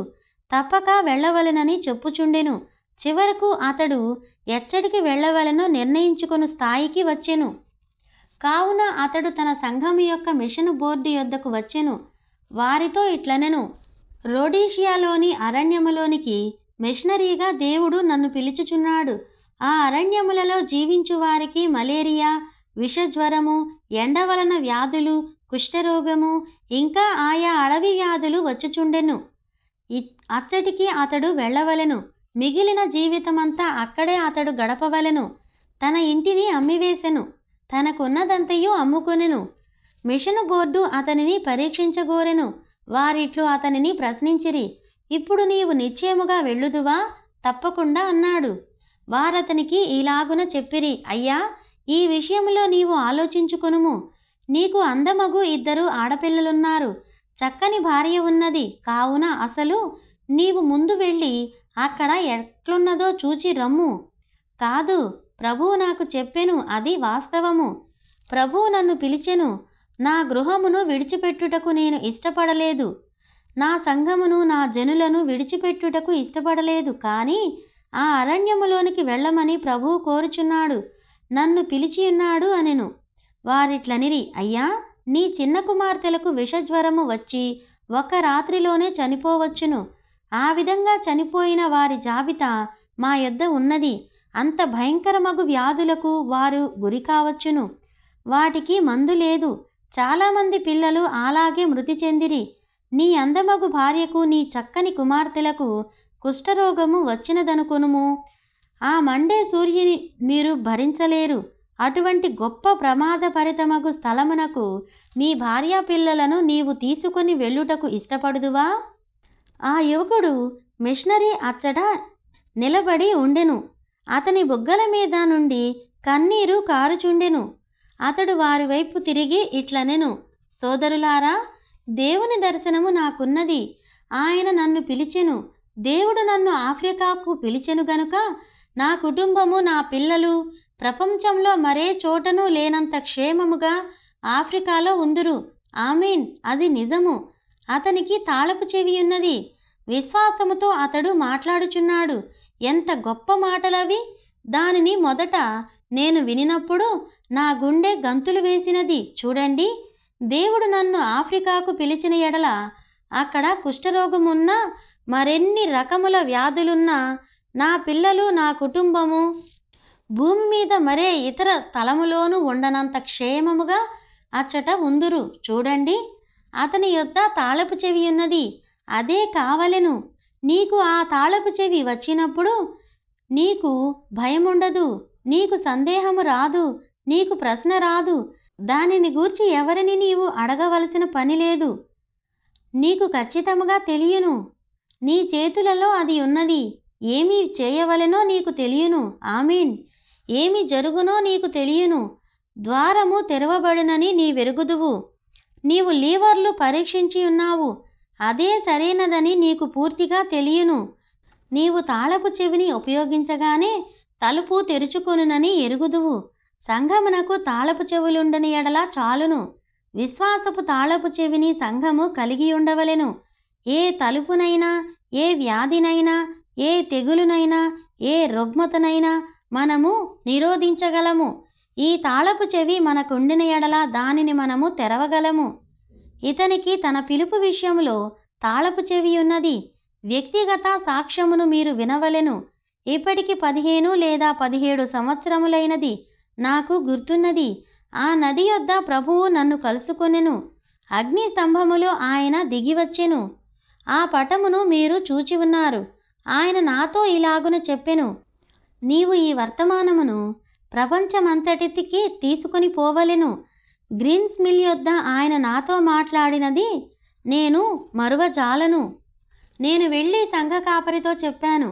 అతడు నాతో ఇట్లనెను, బిల్లీ, ఆ రాత్రి నీవేమి తిన్నావు? నీకు పీడకల వచ్చినది. నీ పని చూసుకో. నీవు పబ్లిక్ సర్వీసు కంపెనీలో పనిచేయుచున్నావు. అది చాలా మంచి పని. వెళ్ళి నీ వ్యాపారం చూచుకో కుమారుడా. కానీ ఆ మాటలు నన్నేమీ కదల్చలేదు. నాకు ఆ రాత్రి తినిన దానిని బట్టి పీడకల వచ్చినదని చెప్పినా నేనేమీ చెలించలేదు. నేను స్వస్థతా కూటములకు బయలుదేరాను. ఆ ఉదయమున నా వర్తమానమును మీరందరూ గుర్తుంచుకొని ఉందురు. గొల్యాతు మీదికి దావీదు వెళ్ళినట్లుగా అను అంశముపై ప్రసంగించాను. వారు నాతో ఇట్లనిరి, ఆధునిక సైన్సు కాలమిది. అన్ని రకముల శాస్త్రీయ వైద్య పరిశోధనలు జరుపుచున్నారు. అత్యుత్తమ వైద్యులు మనకున్నారు. సంఘము ఎప్పుడో దైవిక స్వస్థతను మరిచిపోయినది. చాలా సంవత్సరాల క్రితం దానిని విడిచిపెట్టిరి. అటువంటి పరిస్థితుల్లో వారి మీదికి నీవెట్లు వెళ్ళగలవు? ఆ మెథడిస్టులు, బాప్టిస్టులు, ప్రెస్బిటేరియనులు, పెంతికోస్తు వారి గుంపుల మీదికి నీవెట్లు వెళ్ళగలవు? దానిని వారు మరిచిపోయి చాలా కాలమైనది. వారు ఆచారములను పట్టుకొని ఉన్నారు. నీకు ఏ శాఖ యొక్క ప్రోద్బలము లేదు గనుక వారినెట్లు ఎదుర్కొనగలవు? బిల్, నీవేమి చేయబోదువు? ఎవరూ నిన్ను నమ్మరు. దానిని నీవు చేయు శక్తిని కోల్పోయావు. నీ యందు ఎవరునూ నమ్మిక ఉంచరు. ఏది ఏమైనా గాని నేను చలించలేదు. నా చేతిలో ఒక తాళపు చెవి ఉన్నది. దానిని నేను పట్టుకొని ఉన్నాను. నేనిట్లు పలికాను, నేను లెక్క చేయను. ఒకటి మాత్రం నిశ్శబ్దము. అదేమనగా, దేవుడు నన్ను పిలిచెను. దేవుడు నన్ను పిలిచెను గనక తప్పక నేను వెళ్ళవలెను. నేను తాళపు చెవిని పట్టుకొని ఉన్నాను. ఆయన నన్ను పిలిచియున్నాడు. ఆయన నాకు చూపించెను. ఆయన నాకు చెప్పెను. ఆయన నన్ను పిలిచినప్పుడు ఆయన సన్నిధిని నేను చూచాను. ఆ తాళపు చెవులు అచ్చటనే ఉన్నవి. సంఘ కాపరి ఇట్లనెను, 7వ తరగతి చదువుతో నీవు రాజులను ఎదుట చక్రవర్తుల ఎదుట ఎలాగు నిలబడగలవు? దేవుని వాక్యానుసారముగానే ఇది జరుగును అన్నాను. గత సంవత్సరం ఇదే సమయంలో ఈ ఆలయమునకు వచ్చి ప్రభువు నాకు అనుగ్రహించిన దర్శనమును మీతో చెప్పాను. వేటకు వెళ్ళాను. ఒక ప్రత్యేకమగు జంతువును నేను వెతుకుచుంటిని. దాని కొమ్ములు 42 అంగుళముల పొడవైనవి. ఈ జంతువును కనుగొనుటకు వెదకుచున్నాను. అది ఏ స్థానములో ఉండునో చూచాను. వెనుకకు వచ్చినప్పుడు ఒక ఎలుగుబంటిని నేను చంపాను. ఒక ప్రత్యేకమగు చోటికి నేను వెళ్ళాను. ఒక వ్యక్తితో నేనిట్లు చెప్పాను. అప్పుడతడు నాతో ఇట్లనెను, అటువంటి జంతువు గురించి నాకేమీ తెలియదు. అసలు ఈ రకమగు ఎలుగుబంటినే చూడలేదు. నేనిట్లు పలికాను, అది ఇక్కడ ఎక్కడో ఉండవలసి ఉన్నది. అతడిట్లు జవాబిచ్చెను, మేమసలు ఎలుగుబంట్లు ఉండు ప్రాంతములోనికే వెళ్ళలేదు. మేము గొర్రెల కొరకు వెళ్ళుదుము. ఆ కలపను దాటి వెళ్ళుదుము. సరే, అతనితో నేను వెళ్ళాను. 2 రోజులు గడిచాయి. సరిగ్గా ప్రభువు చెప్పిన స్థలంలోనే ఆ జంతువు ఉన్నది. నేను వెళ్ళి ఆ జంతువును వేటాడి తెచ్చాను. మేము దాని చర్మమును కొమ్మలకు ఒలిచాము. అప్పుడు ఆ వ్యక్తి నన్ను ఇట్లా అడిగెను, ఒక సంగతిని నాకు చెప్పుము. 3 రోజుల క్రితం నీవు వెనుకకు వచ్చినప్పుడు ఒక రకమగు ఎలుగుబంటిని చంపావు. ఆ తరువాత దీనిని చంపగలనని నాకు చెప్పియున్నావు. నీకేలాగు తెలిసినది? అది యెహోవా ఈలాగు సెలవిచ్చుచున్నాడు అన్నాను. నేను ఏమాత్రము సందేహించుటలేదు. ఎందుకనగా ఆ సోదరునికి మూర్ఛ రోగము. నీ జీవితములో ఎన్నడూనూ అతనిని నీవు చూడలేదు. ఒకసారి నీవు అచ్చటికి వచ్చితివి. అతడు బాగవునని నీవు చెప్పితివి. నీవు చెప్పినట్లు నేను చేయగా అతడు బాగయ్యెను అని అతడు పలికెను. ఇంకా అతడిట్లనెను, బ్రన్హాం సోదరుడా, నేనిది తెలుసుకొనగోరుచున్నాను. ఆ కొండ మీదికి నేను చూచుచున్నాను. ఆ కలప ఉన్న చోటు నాకు కనబడుచున్నది. ఆ గుర్రములు నిలబడియున్నవి. అక్కడ ఏమీయూ లేదు. ఒక్క గడ్డిపోచ కూడా లేదు. ఒక్క రాయి కూడా లేదు. అసలు ఏమీయూ లేదు. ఆ ఎలుగుబంటి ఎక్కడ నుండి వచ్చినది? అది జంతువులు దాటుటకు వీలులేని చోటు, కలపగల చోటికి పైన ఉన్నది. దాదాపు దానికి మైలు దూరమున ఉన్నది. చాలా ఎత్తులో ఉన్నది. నేనిట్లు పలికాను, దేవుడు యెహోవా ఈరే అయ్యున్నాడు. అక్కడ ఎలుగుబంటి ఉండునని ఆయన చెప్పెను గనుక అది అక్కడే ఉండును. ఆ కొండకు దిగువగా దాదాపుగా 1/2 మైలు దూరమైన ఉన్నప్పుడు అతడు నాతో ఇట్లనెను, బ్రన్హాం సోదరుడా, ఆ ఎలుగుబంటి కనబడవలసిన సమయము ఇదే. నీకెందుకు చింత? అది ప్రత్యక్షమగును అన్నాను. ఆ గుర్రములుండు చోటికి దాదాపు 500 గజముల దూరములో మేమున్నప్పుడు విశ్రాంతికి ఉపక్రమించాము. ఎందుకనగా మా భుజముల మీద ఆ కొమ్ములు మొదలగు వస్తువులు చాలా భారముగా ఉన్నవి. నేను అతని వైపు తిరిగి అతని ముఖం చూచాను. అతడు కూడా నా వైపు చూచెను. అతని ముఖంలో ఏదో ఆశ్చర్యము కానవచ్చుచున్నది. ఎందుకనగా అది ఇచ్చట కనబడునని ఆశించాడు. అయినా అతని చేతిలో తాళపు చెవి లేదు. ఏది ఏమైనా గాని దేవుని కృప నన్ను తప్పనీయదు. ఆయన అక్కడ ఎలుగుబంటి ఉండునని నాతో చెప్పెను. నా యొద్ద తాళపు చెవి ఉన్నది. ఏమాత్రమూ నేను సందేహించలేను. అతని వైపు నేను తిరిగాను. మాకు పైగా దాదాపు 1/2 మైలు ఎత్తులో ఎలుగుబంటి నిలబడి ఉండెను. అతడు కండ్లద్దములను తీసేసి నాతో ఇట్లనెను, బిల్లీ, ఎంత పెద్ద ఎలుగుబంటియో చూడండి. యెహోవా వాక్యము దానిని ఆపునది గాని దానిని మార్చునది గాని ఏదియూ లేదు. ఈనాడు సంఘమునకు కావలసినది చదువు కాదు. ఈనాడు సంఘమునకు కావలసినది శాఖ కాదు. ఈనాడు సంఘమునకు కావలసినది ఆచారము కాదు. ఈ రాత్రి సంఘమునకు అవసరమైనది లేఖనమను ద్వారము యొక్క తాళపు చెవియే. క్రీస్తే ఆ ద్వారము. ఆయనే వాక్యము. సజీవుడకు దేవుని వాక్యమందు విశ్వాసము కలిగి ఉన్నప్పుడు ప్రతి ద్వారము తెరువబడును. దేవా, మాకు తాళపు చెవిని దయచేయుము. మాకు తాళపు చెవిని దయచేయుము. హెబ్రీ 12వ అధ్యాయము ఇట్లు చెప్పుచున్నది, ఇంత గొప్ప సాక్షి సమూహము మేఘము వలె మనలను ఆవరించి ఉన్నందున మనము సులువుగా చిక్కులుబెట్టు ప్రతి పాపమును విడిచిపెట్టి విశ్వాసముతో మన ముందుంచబడిన పందెములో ఓపికతో పరుగెత్తుదము. పాపమనగా అవిశ్వాసమే. చూశారా? ఒకే ఒక పాపము, అదే అవిశ్వాసము. గురిని తప్పిపోవుటయే పాపము. నీవు తుపాకీని ప్రేలునప్పుడు గురిని తప్పినావనుకొనుము, నీవు మరలా తుపాకీని సరిచేసుకొందువు. చూడండి, గురి తప్పినదని నీకు తెలియను, నీవు మరలా వచ్చి సరిచేయుచుందువు. నీవు గురిని తప్పియున్నావు గనుక మరలా సరిచేసుకొందువు, మరలా ప్రయత్నించెదవు. నీవు క్రైస్తవునివి కాగోరి సంఘములో చేరుచుందువు. అంటే గురిని తప్పినట్లే. నీవు క్రైస్తవునివి కాగోరి తండ్రి యొక్కయు కుమారుని యొక్కయు పరిశుద్ధాత్మ యొక్కయు నామములో చిలకరించుకొందువు. అనగా గురిని తప్పినట్లే. మరలా సరిచేసుకొనుట మంచిది. నీవు గురిని కొట్టలేవు. బహు నిశ్చయముగా నీవు తప్పిపోదువు. పరిపూర్ణమగు వరసయందు నిన్ను నిలబెట్టునది ఒకే ఒకటి కలదు, అదే లేఖనము. బైబిలు వాక్యము ఏలయనగా భూమి ఆకాశములు రెండు గతించును గాని దేవుని వాక్యము ఎన్నడూను గతించదు. వాక్యమునందలి విశ్వాసమే తాళపు చెవి అయ్యున్నది గనుక దానిని గట్టిగా పట్టుకొనియుండుము. నీవు పూర్తిగా విశ్వసించుము, ఏమాత్రము సంశయించవద్దు. నీవు ప్రతి ద్వారమును తెరవగలవు. దేవుడు నీ కొరకు దాచియుంచిన ప్రతి ఆశీర్వచనమును నీవు పొందుకొనగలవు. ఆ తాళపు చెవిని పట్టుకొనియుండు భాగ్యమును కలిగి ఉండునట్లు దేవుడే కృపచూపవలెనని నా ప్రార్థన. ఇప్పుడు ప్రార్థనకు తలలు వంచుదాము. మా పరలోకపు తండ్రి, ఈ రాత్రి నీకు వందనములు చెల్లించుచున్నాము. మా రక్షణకు తరచుటకు నీవు మాకు తాళపు చెవిని ఇచ్చి ఉన్నావు ప్రభువా. దానిని బట్టి నీకు వందనములు చెల్లించుచున్నాను. మేము రక్షింపబడి ఉన్నాము. ఇంతవరకు మేము ఆ తాళపు చెవిని ఉపయోగించుకొని ఉన్నాము. దేవా, మాకు విశ్వాసము దయచేయుము. నీ గ్రంథములో వ్రాయబడిన ఈ మాటలన్నీయు చిన్న కొక్కెములుగా ఉన్నవి. యేసే ఈ ద్వారమై ఉన్నాడు. విశ్వాసమే తాళపు చెవిగా ఉన్నది. అది ప్రతి మాటను తాకి ప్రతి ద్వారమును తెరుచును. ఆ చిన్న కొక్కెము పట్టుకొనగానే ద్వారము తెరువబడును. అప్పుడు మేము ఆశీర్వచనముతో ప్రవేశించుదుము. పరలోకపు తండ్రి, మాకు తాళపు చెవులు దయచేయుము. అప్పుడు మేము దేవుని యొక్క వాగ్దానములను నమ్మగలము. మా విశ్వాసము తప్పిపోదు. మేము నీకు సేవ చేయగలము. మాతో కలిసి ఉన్న వారికి ఉపయోగపడగలము. ప్రభువా, మా ప్రతి పాపమును అవిశ్వాసమును క్షమించుము. నీ వారిగా ఉండునట్లు సహాయము చేయుము. ఇప్పుడు మేము సహవాసపు బల్ల యొద్దకు వచ్చుచున్నాము.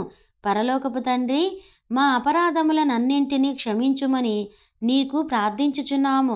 అప్పుడు మేము దేవుని బల్ల యొక్క సహవాసపు సంతోషములో ప్రవేశించగలము.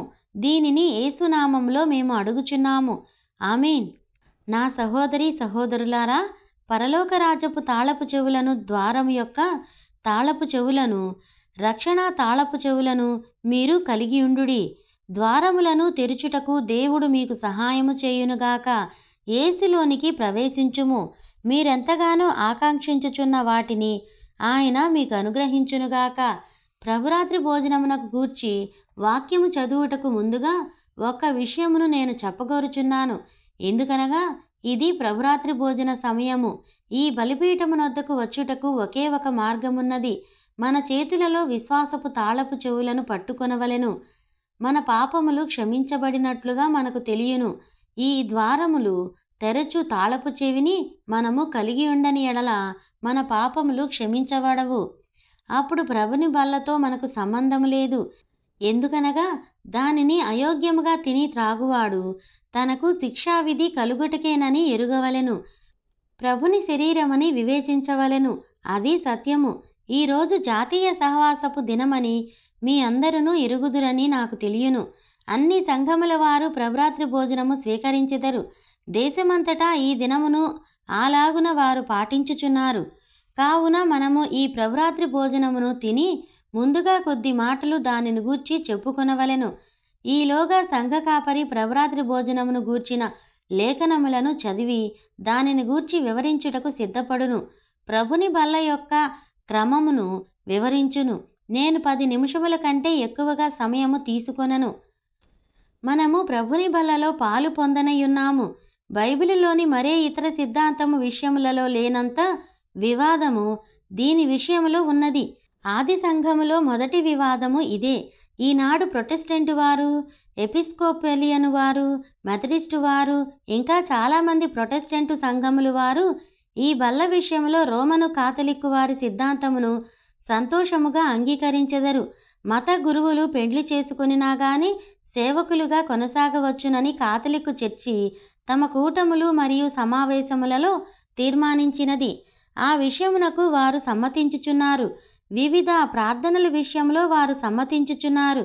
ప్రొటెస్టెంటు సంఘము దానికి సమ్మతించుచున్నది. వారి యొక్క విశ్వాస ప్రమాణములను, వారి యొక్క చిన్న బలిపీఠమును చూడండి. కానీ వారు ప్రభుని బల్ల యొద్దకు వచ్చినప్పుడు తొట్రిల్లుచున్నారు. చరిత్రను చదివిన వారెవరైనా దీనిని ఎరుగుదురు. నా ఆలోచన ప్రకారము వారు ఆ విషయమును ఒప్పుకొనరు. బైబిలులో లేని దానిని మనం అంగీకరించము. కాథలిక్కు సంఘము గూర్చి ఒక సంగతి నేను చెప్పగోరుచున్నాను. ఆదిలో అపోస్తులుల పెంతెకోస్తు సంఘమే ఈ కాథలిక్కు సంఘమని మీరెరుగుదురా? నిశ్చయముగా అదే. అది సంఘము యొక్క ప్రారంభము. వారెంత దూరము వచ్చిరో మీరు చూడండి. వారు వాక్యమును దూరము చేయుచు ఒక సిద్ధాంతమును నూరిపోయిచున్నారు. ఈ పెంతెకోస్తు సంఘము గాని మరో 100 సంవత్సరములు నిలిచియుండినచో ఇప్పుడు కాథలిక్కు సంఘము వాక్యమునకు ఎంత దూరముగా ఉన్నదో అంతకంటే ఎక్కువ దూరముగా అది పోవును. కాథలిక్కు సంఘము ఈ స్థితికి చేరుటకు కొన్ని 100 సంవత్సరములు పట్టినది. ఆది సంఘము నుండి రోమను కాథలిక్కు సంఘము ప్రారంభమైన కాలమునకు మధ్య వ్యవధి 300 సంవత్సరములు. వారు అధికార పదవులను కల్పించిరి, మరివేవో సృష్టించిరి, ఎన్నెన్నో ఆచారములను ప్రవేశింపజేసిరి, అన్య విగ్రహములను తీసివేసి క్రైస్తవ విగ్రహములను నెలకొల్పిరి, అన్ని విషయములలోనూ రాజీపడిరి. చివరకు నేటి రోమను కాథలిక్కు సంఘము ఏర్పడినది. ప్రొటెస్టెంటు పెంతెకోస్తు సంఘము ఇప్పటికీ 70 సంవత్సరముల నుండి ఉనికిలో ఉన్నది. ప్రారంభించిన నాటి స్థితి ఇప్పుడు లేదు, దిగజారిపోయినది. ఇది కాథలిక్కు సంఘము కంటెను అధ్వాన్న స్థితిలో ఉన్నది. ఇంకా 100 సంవత్సరములకు ఎట్లగునో మీకే తెలియను. అది నిజము. ఇది పెద్ద మాటగా వినబడును. కానీ వారెచ్చటి నుండి పడిపోయిరో చూడండి. వారు సంస్థగా మారిరి. వారు అన్ని విషయములలోనూ రాజీపడిరి. వారే స్థితికి పోయిరో గమనించండి. ప్రభురాత్రి భోజనమును వారేమి చేసిరో చూడండి. చాలామంది ఉదయము దానిని తీసుకొనుదురు. అది ఆయన అల్పాహారమని బైబిలులో చెప్పబడలేదు. ఇది ప్రభురాత్రి భోజనము. వారికది తెలియటలేదు. వారు రాత్రి భోజనముగా దానిని ఎంచరు. ఏదో విందుగా భావించుచున్నారు. బుద్ధిహీనత. కానీ ఇది రాత్రి భోజనము. అది ఎల్లప్పుడూ ఒక వివాదముగానే ఉన్నది. బైబిలు కాలములోనూ ఆ విధముగానే ఉన్నది. ప్రభురాత్రి భోజనమును జనులు అపార్థము చేసుకొనిరి. బల్ల యొద్దకు అర్థముగాని పరిస్థితిలో వచ్చిరి. పౌలు ఆ కొరింథీయులతో చెప్పెను. వారు వచ్చి ప్రభుని బల్ల యొద్ద త్రాగుచుండిరి. చూడండి, వారు ఆనాడే దీనిని అపార్థము చేసుకొనిరి. అందుకే అతడు వారికి ఇలాగు ప్రశ్నించెను, భోజనము చేయుటకు మీకు ఇండ్లు లేవా? వారు అపార్థము చేసుకొనిన మరి ఒక సంగతిని వినుడి. పాపులు అనగా పాపములో జీవించుచున్న వ్యక్తి వచ్చి ప్రభురాత్రి భోజనమును తినెను. అది కూడా అపార్థమే. తన మారుడు తల్లితో జీవించుచున్న వ్యక్తి వచ్చి దీనిలో పాలు పొందెను. సంఘము దానిని గూర్చి అతనితో చెప్పినది. అయినా గాని అతడు వచ్చి బల్లలో పాలు పొందెను. వారి మధ్య విభేదములుండెను. అయినా గాని వారు ప్రభురాత్రి భోజనము తీసుకొనుచుండిరి. అయితే అతడిట్లనెను, మీరు అన్యజనుల వలె నడుచుకొనుచున్నారు. మీలో భేదములున్నవి. ముఖ్యంగా కేఫా ఇంటిలో ఇది ఉన్నది. మీరు అన్యజనుల మాదిరిగానే జీవించుచున్నారు. చూడండి, వారు దానిని అపార్థము చేసుకొనిరి. ప్రభురాత్రి భోజనమును వారెల్లప్పుడూ అపార్థము చేసుకొనుచూనే ఉన్నారు. నేను గంటల తరబడి దీనిని గూర్చి చెప్పగలను. కానీ మనము ప్రభురాత్రి భోజనములోనూ పాదశుద్ధిలోనూ పాలు పొందవలసి ఉన్నాము. వారు పూర్తిగా పాదశుద్ధిని ప్రక్కకు పెట్టియున్నారు. కొద్ది శాఖల వారు మాత్రమే దీనిని అనుకరించుచున్నారు. చాలామంది పెంతెకోస్తు వారు పూర్తిగా దానిని విస్మరించిరి. చూశారా? అది బైబిలులో ఇంకా వ్రాయబడి ఉన్నది. రోమ్ దానిని ప్రభురాత్రి భోజనమని ఇప్పుడు పిలుచుటలేదు. దానిని వారు మాస్ అనుచున్నారు. పరిశుద్ధ మాస్ అందురు. వారు ప్రభురాత్రి భోజనము తీసుకొనరు. వారు మాస్ తీసుకొందురు. అది మాస్. వారు మాస్ తీసుకొందురు. నిజమైన ప్రభురాత్రి భోజనమును వారు ప్రక్కకు పెట్టిరి. నిజ భావమును వారు విస్మరించిరి. మాస్ అనగా ఆశించుట అని అర్థము. దేవుడు తమ పాపములను క్షమించెనని వారు తలంచెదరు. అందుకే మాస్ ఆచరించెదరు. మత గురువు వచ్చి యేసుక్రీస్తు యొక్క శరీరమును మరియు రక్తమును వారికి అందించునని నమ్మెదరు. అది అక్షరాల క్రీస్తు శరీరమేనని నమ్ముదురు. అలాగు చేయుట ద్వారా దేవుడు తమ పాపములను క్షమించెనని ఆశించెదరు. అందుకే దానిని మాస్ అందురు. ప్రొటెస్టెంటులు దానిని సంస్కారము అందురు, అనగా కృతజ్ఞతలు చెల్లించుట అని అర్థము. కాథలిక్కులు మాస్ను తీసుకొనిచున్నారు. ఈ మాస్ను ఆచరించుట ద్వారా దేవుడు తమ అపరాధములను మన్నించునని వారి ఆశ. ప్రొటెస్టెంటు వారు దానిని కృతజ్ఞతాభావముతో తీసుకొనుచున్నారు. వారు ఇంతకు ముందే దేవునితో సహవాసము పొంది ఉన్నారు. ఆయనతో వారికి సంబంధము ఏర్పడినది. అది ఎప్పుడో జరిగిన కార్యము. కాథలిక్కులు నిశ్చయముగా దాని నెరుగక ఆశించుచున్నారు. ప్రొటెస్టెంటులైతే దానిని నిశ్చయముగా ఎరుగుదురు. కాథలిక్కులకు తమ పాపములు క్షమించబడినవో లేవో తెలియదు. ప్రొటెస్టెంటు వారైతే దానిని ఒప్పుకొనుచున్నారు. వారు స్వతంత్రులు. ప్రభురాత్రి భోజనమనగా దేవునితో సహవాసము చేయుట, మన పాపములు క్షమించబడినవని ఊహించుట కాదు. అవి ఖచ్చితముగా క్షమించబడినవి. ఒకటి ఊహ, రెండవది విశ్వాసము. తాను సరిగా ఉన్నానని ఒకరు ఊహించుకొనుచున్నారు. మరి ఒకరైతే అది ఖచ్చితంగా తెలియను. చూశారా? ఒకరు ఊహతో జీవించుచున్నారు. ఎందుకనగా వారి స్థితి వారికి ఖచ్చితముగా తెలియదు. మరి ఒకరికి తానెక్కడ నిలబడి ఉన్నాడో నిశ్చయముగా తెలియను. ఎందుకనగా దేవుడు చెప్పిన దానిని అతడు ఎరుగును. అవును, అదే తేడాయున్నది. నీవు ఊహతో ఉన్నచో జాగ్రత్తపడుము. నీకు నిశ్చయముగా తెలిసిన ఎడల ముందుకు కొనసాగుము. చూడండి, దేవునితో సంబంధము కలిగి ఉండవలెను. ప్రొటెస్టెంటునకు క్షమాపణ పొందినట్లు తెలియను. కాథలిక్కు అయితే క్షమాపణ పొందినట్లు ఆశించును.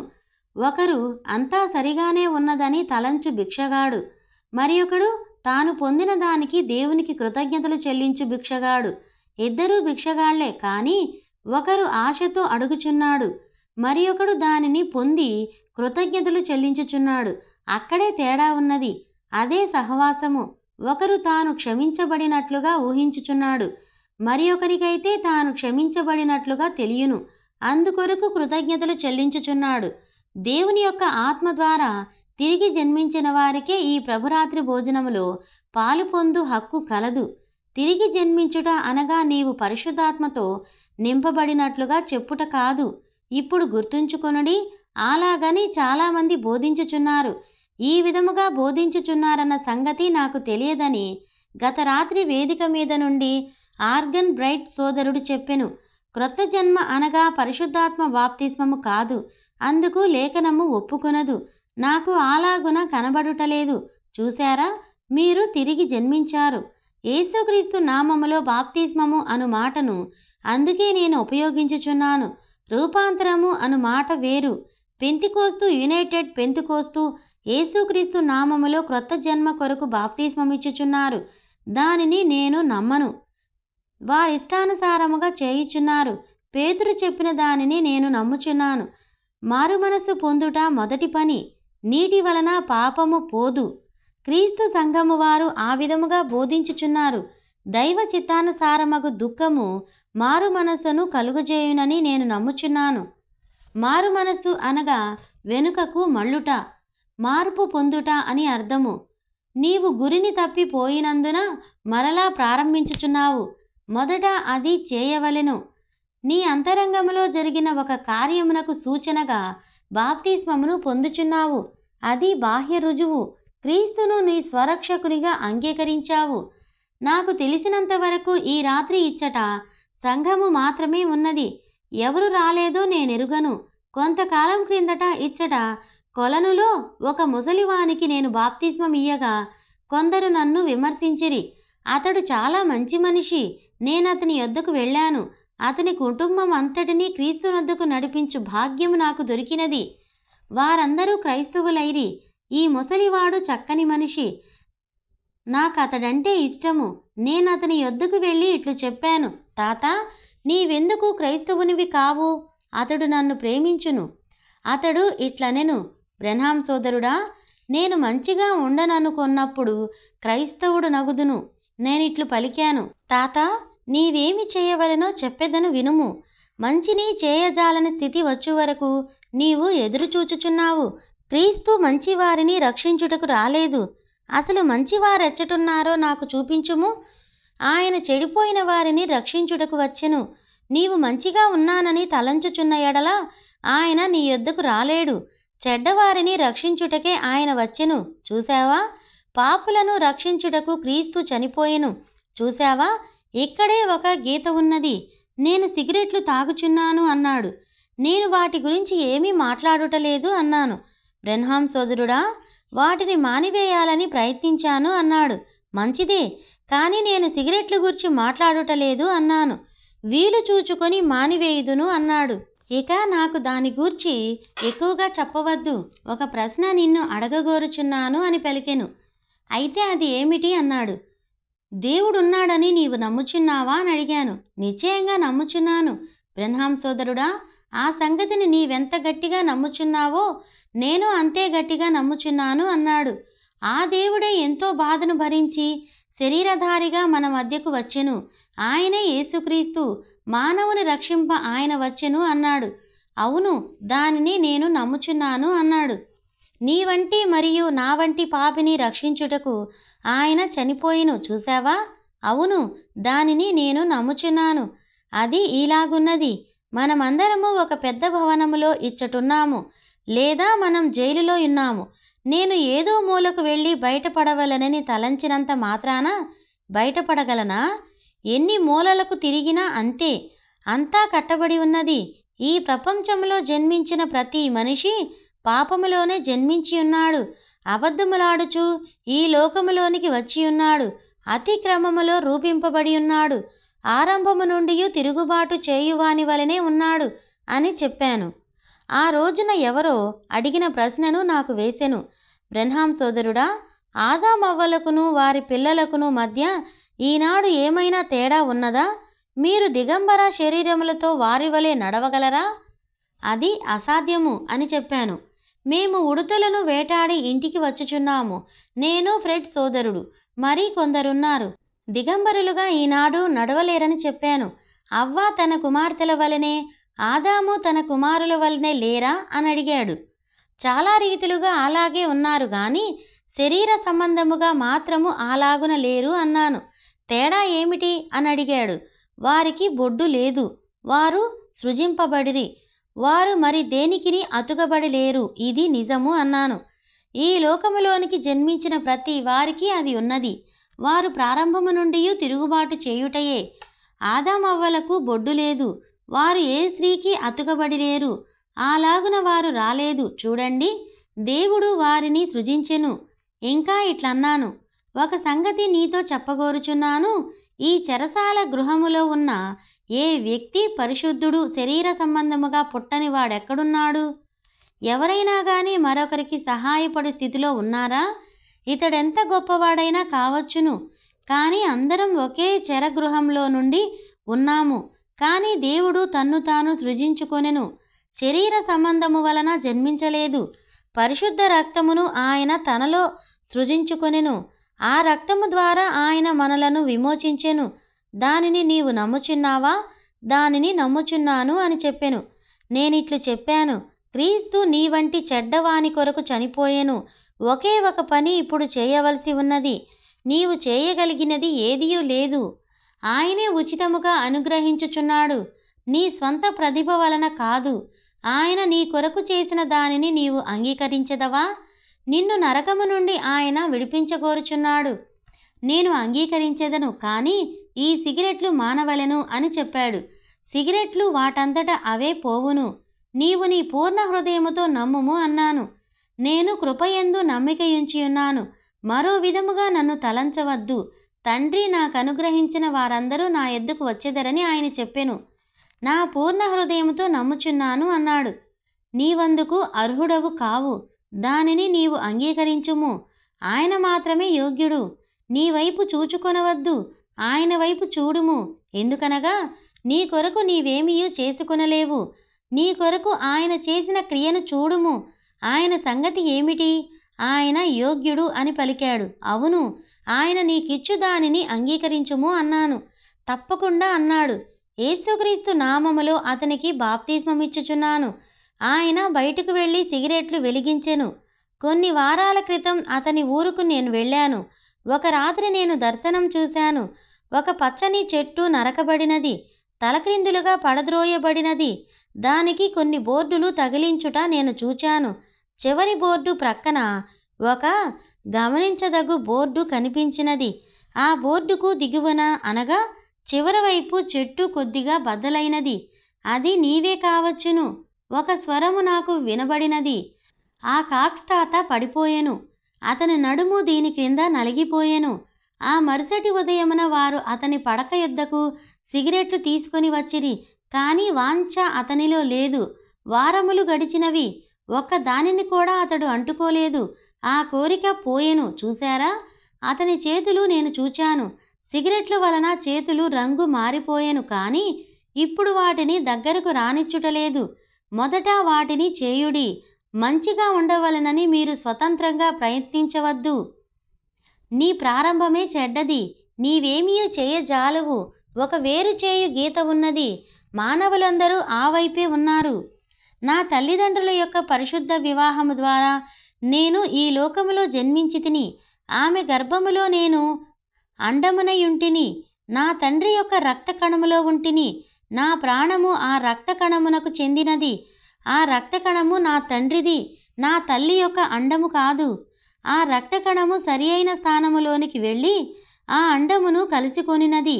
అప్పుడు ప్రకృతిని దేవుడు ఆజ్ఞాపించగా నాకు శరీరము ఏర్పడినది. అప్పుడు నేను మానవ జాతిలోనికి పుట్టియున్నాను. మానవుల వలె తెలివితేటలు గలవానిగా నేనుండు అవకాశము ఇయ్యబడినది. నేను కారును నడుపగలను. మానవులు చేయు పనులన్నీ చేయగలను. నడవగలను, మాట్లాడగలను, అన్ని పనులు చేయగలను. నాకది దయచేయబడినది. ఎందుకనగా నేను మానవ కుటుంబములో జన్మించియున్నాను. తెలివితేటలను శక్తి నాకును ఇవ్వబడినందున మానవుడనైతిని. నేను దేవుని కుటుంబములో జన్మించియున్నాను. రక్తము ద్వారానే వచ్చియున్నాను. రక్తము నాకు జీవమునిచ్చినది. క్రీస్తులో నేను సజీవుడనైతిని. ఆయన పరిశుద్ధాత్మతోనూ శక్తితోనూ నాకు బాప్తిస్మమును ఇచ్చెను. దేవుని కుమారుడనైతిని. మానవుని వలె నేను నడుచుట, మాట్లాడుట, కారు నడుపుట ఎట్లు చేయగలుగుచున్నానో అలాగే ఇది ఉన్నది. నేను పరిశుద్ధాత్మను పొంది ఉన్నాను. దెయ్యములను వెళ్ళగొట్టు శక్తిని పొంది ఉన్నాను. క్రొత్త భాషలు మాట్లాడగల శక్తిని పొంది ఉన్నాను. సువార్తను ప్రకటించగలను. రోగులను స్వస్థపరచగలను. నేను బాప్తిస్మము పొంది ఉన్నాను. పుట్టుట కాదు, కానీ బాప్తిస్మము పొంది ఉన్నాను. వారు మేడగదిలో కూడుకొని ఉండిరి. వారందరూ ఆయన నామములో ప్రార్థన చేయుచుండిరి. వారు పరిశుద్ధాత్మతోనూ శక్తితోనూ బాప్తిస్మము పొంది సేవ చేయుటకు వచ్చిరి. ఆమేన్. మీరు నిత్య జీవమునందు విశ్వాసముంచుచున్నారు. మీ విశ్వాసము ద్వారా తిరిగి జన్మించుచున్నారు. యోహాను సువార్త 5:24లో యేసు చెప్పెను, నా మాటలు విని నన్ను పంపిన వాని యందు విశ్వాసముంచువాడే నిత్య జీవము గలవాడు. పరిశుద్ధాత్మ కాదు గాని నిత్య జీవము. అతడు దేవుని యొక్క కుటుంబములోనికి జన్మించి ఉన్నాడు. ఆ తరువాత పరిశుద్ధాత్మ బాప్తిస్మము పొంది ఉన్నాడు. విశ్వాసము యొక్క మేధాశక్తిని అతడు పొందెను. సువార్తను నమ్ముటకు, దానిని క్రియాపూర్వకముగా చేయుటకు, దానిని పనిచేయించుటకు అతడు శక్తిని పొందెను. ఆమేన్. అప్పుడతడు దేవుని కుమారుని వలె పనిచేయును. అప్పుడతడు దెయ్యములను వెళ్ళగొట్టును. యేసు చెప్పును, నమ్మిన వారి వలన ఈ సూచక క్రియలు కనబడును. నా నామమున వారు దెయ్యములను వెళ్ళగొట్టుదురు, క్రొత్త భాషలు మాట్లాడుదురు, సర్పములను ఎత్తిపట్టుకొందురు, విషకరమైనది తాగినా హాని చేయదు. చూశారా? ఈ కార్యములన్నీ చేయుటకు అతడు పరిశుద్ధాత్మ ద్వారా శక్తిని పొందును. ఇప్పుడు ఆయన దూరంగా వెళ్ళిపోయెను. ఆయన ఇట్లు చెప్పెను, నేను వెళ్ళిపోవుట మీకు మంచిది. ఎందుకనగా నేను వెళ్ళిపోని ఎడల పరిశుద్ధాత్మ రాదు. ఆయన వచ్చినప్పుడు పాపమును గూర్చియు, నీతిని గూర్చియు, తీర్పును గూర్చియు ఒప్పింపజేయును. రాబోవు సంగతులను మీకును బోధించును. అవి దర్శనములు. నేను మీకు బోధించిన సంగతులను ఆయన తీసుకొని మీకు బయలుపరచును. పరిశుద్ధాత్మ బాప్తిస్మమును పొందని ఎడల ఎవడునూ దేవుని మాటను అర్థము చేసుకొనజాలడు. ఒకడు తాను పరిశుద్ధాత్మ బాప్తిస్మం పొందియున్నానని చెప్పి వాక్యము విషయంలో వివాదపడిన ఎడల ఎక్కడో పొరపాటు అతనిలో దాగి ఉన్నదని గమనించవలెను. పౌలు నూతన నిబంధనను విమర్శించినవాడు కాదు. అప్పటికి నూతన నిబంధన వ్రాయలేదు. పౌలుగా మారకముందు సౌలు క్రైస్తవ్యమును విమర్శించినవాడు. అతడు పరిశుద్ధాత్మను పొంది ఆసియాకు వెళ్ళి 3 సంవత్సరముల పాటు వాక్యమును అధ్యయనము చేసెను. అంతకు ముందు అతడు గొప్ప అధ్యాపకుడు గమలీయేలు దగ్గర విద్యనభ్యసించెను. ఆ తరువాత 14 సంవత్సరములకు అతడు తిరిగి వచ్చి యెరూషలేమునొద్ద పేతురును కలుసుకొనెను. వారు సువార్తను ఒకే విధముగా బోధించుచున్నట్లు కనుగొనిరి. మాటయు తేడా రాలేదు. పెంతెకోస్తు దినమున పేతురు నిలబడి ప్రతివాడును మారుమనస్సు పొంది ప్రభువైన యేసుక్రీస్తు నామములో బాప్తిస్మము పొందవలెనని బోధించెను. అదే పరిశుద్ధాత్మ పౌలుకు బయలుపరచెను. అపోస్తలుల కార్యములు గ్రంథము 19వ అధ్యాయములో అతడు వారికి చెప్పినది చూడండి. వారు ఒకసారి యోహాను చేత బాప్తిస్మము పొందిరి. వారితో అతడిట్లు పలికెను, మీరు యేసుక్రీస్తు నామములో మరలా బాప్తిస్మము పొందవలెను. చూశారా? చూడండి, పరిశుద్ధాత్మ ఎల్లప్పుడూ వాక్యముతోనే నిలిచియుండును. దాని యందు విశ్వాసముంచిన ఎడల ప్రతి మర్మము బయలుపడును. ఆమేన్. 1వ యోహాను 5:7లో బైబిలు ఇట్లు చెప్పెను, సాక్ష్యమిచ్చువారు పరలోకమందు 3 ఉన్నారు. వారు తండ్రి, వాక్యము మరియు పరిశుద్ధాత్మ. ఈ 3 ఒక్కటైయున్నారు. వాక్యమనగా క్రీస్తు. భూమి మీద సాక్ష్యమిచ్చువారు 3, నీరు, రక్తము మరియు ఆత్మ. ఈ 3 ఒకటి కాదు, కానీ ఏకీభవించుచున్నారు. కుమారుడు లేకుండా తండ్రి లేడు, పరిశుద్ధాత్మ లేకుండా కుమారుడు లేరు. వారు ఏకమయ్యున్నారు. కానీ నీవు పరిశుద్ధపరచకుండా నీతిమంతునిగా తీర్చబడవచ్చును. పరిశుద్ధాత్మను పొందకుండా నీవు శుద్ధీకరణ పొందవచ్చును. రక్తము ద్వారా శుద్ధీకరణ జరుగుచున్నది, రక్తము ద్వారా జీవము వచ్చుచున్నది. చూశారా? పరిశుద్ధాత్మ దేవుని యొక్క శక్తి అయ్యున్నది. ఆ శక్తి సంఘమునకు ఇవ్వబడినది. మీరు శక్తిని పొందెదరు. అపోస్తుల కార్యములు 1:8. పరిశుద్ధాత్మ మీ మీదికి వచ్చినప్పుడు మీరు శక్తిని పొందెదరు. మీరు తిరిగి జన్మించెదరని చెప్పలేదు. పరిశుద్ధాత్మ మీ మీదికి వచ్చినప్పుడు మీరు శక్తిని పొందెదరు. అప్పుడు మీరు యెరూషలేము, యూదయ, సమరయ, భూదిగంతములన్నిటి వరకు నాకు సాక్షులయ్యుందురు. చూశారా? పరిశుద్ధాత్మను పొందిన తర్వాత మీరు శక్తిని పొందెదరు. మొదట మీరు పరిశుద్ధాత్మను తప్పక పొందెదరు. చూడండి, అది దేవుని యొక్క శక్తి. అది బయలుపరిచి విశదపరచును. మానవులైన మీరు నడుచుచున్నారు, మాట్లాడుచున్నారు, అన్ని పనులు చేయుచున్నారు. మీరు ఆత్మ ద్వారా బాప్తిస్మము పొందినప్పుడు మీరు దేవుని కుమారులు మరియు కుమార్తెల వలె ప్రవర్తించున్నట్లు శక్తిని పొందెదరు. ఈనాడు జనులు ఈ విధముగా ప్రవర్తించుచున్నందుకు ఆశ్చర్యపడవద్దు. ఎందుకనగా వారు పరిశుద్ధాత్మతో నింపబడలేదు. వారది పొందిన ఎడల మరో విధముగా ప్రవర్తించెదరు. పొందామని వారు చెప్పుకొందురు గాని యేసు ఇట్లు పలికెను, వారి ఫలములను బట్టి మీరాయనను తెలుసుకొందురు. చూడండి, అంతా విశదముగా చెప్పబడి ఉన్నది. చూశారా? వాస్తవముల యొద్దకు తిరిగి రండి. నీవు యథార్థముగా నడుచుచు క్రైస్తవునిగా చెప్పుకొనుచున్న ఎడల ఈ రాత్రి నిన్ను ప్రభు బల్ల యొద్దకు ఆహ్వానించుచున్నాము. ఈ దినము దేశమంతటా జనులు ప్రభురాత్రి భోజనమును తీసుకొనుచుందురు. సందేహం లేదు, వేర్వేరు విధములుగా తీసుకొందురు. కానీ లేఖనములను వెంబడించుటయే ఉత్తమ విధానమని నేను తలంచుచున్నాను. వారు వాక్యములో ఏ విధముగా చేసిరో అలాగే చేయుదురు. అది మనకు చాలునని నేను తలంచుచున్నాను. నెవిల్ సోదరుడా, నీ యొద్ద బైబిల్ ఉన్నదా? ఇప్పుడు నెవిల్ సోదరుడు లేఖనమును చదువును. 1 కొరింథీ 11వ అధ్యాయము 23వ వచనము నుండి అని నెవిల్ సోదరుడు చెప్పెను. నేను ఈ విషయమై మీకు అప్పగించిన దానిని ప్రభు వలన పొందితిని. ప్రభువైన యేసు తాను అప్పగింపబడిన రాత్రి ఒక రొట్టెను ఎత్తుకొని కృతజ్ఞతాస్తుతులు చెల్లించి దానిని విరిచి, ఇది మీ కొరకైన నా శరీరము, నన్ను జ్ఞాపకము చేసుకొనుటకై దీనిని చేయుడని చెప్పెను. ఆ ప్రకారమే భోజనమైన పిమ్మట ఆయన పాత్రను ఎత్తుకొని, ఈ పాత్ర నా రక్తము వలనైన క్రొత్త నిబంధన. మీరు దీనిలోనిది త్రాగునప్పుడెల్లా నన్ను జ్ఞాపకము చేసుకొనుటకై దీనిని చేయుడని చెప్పెను.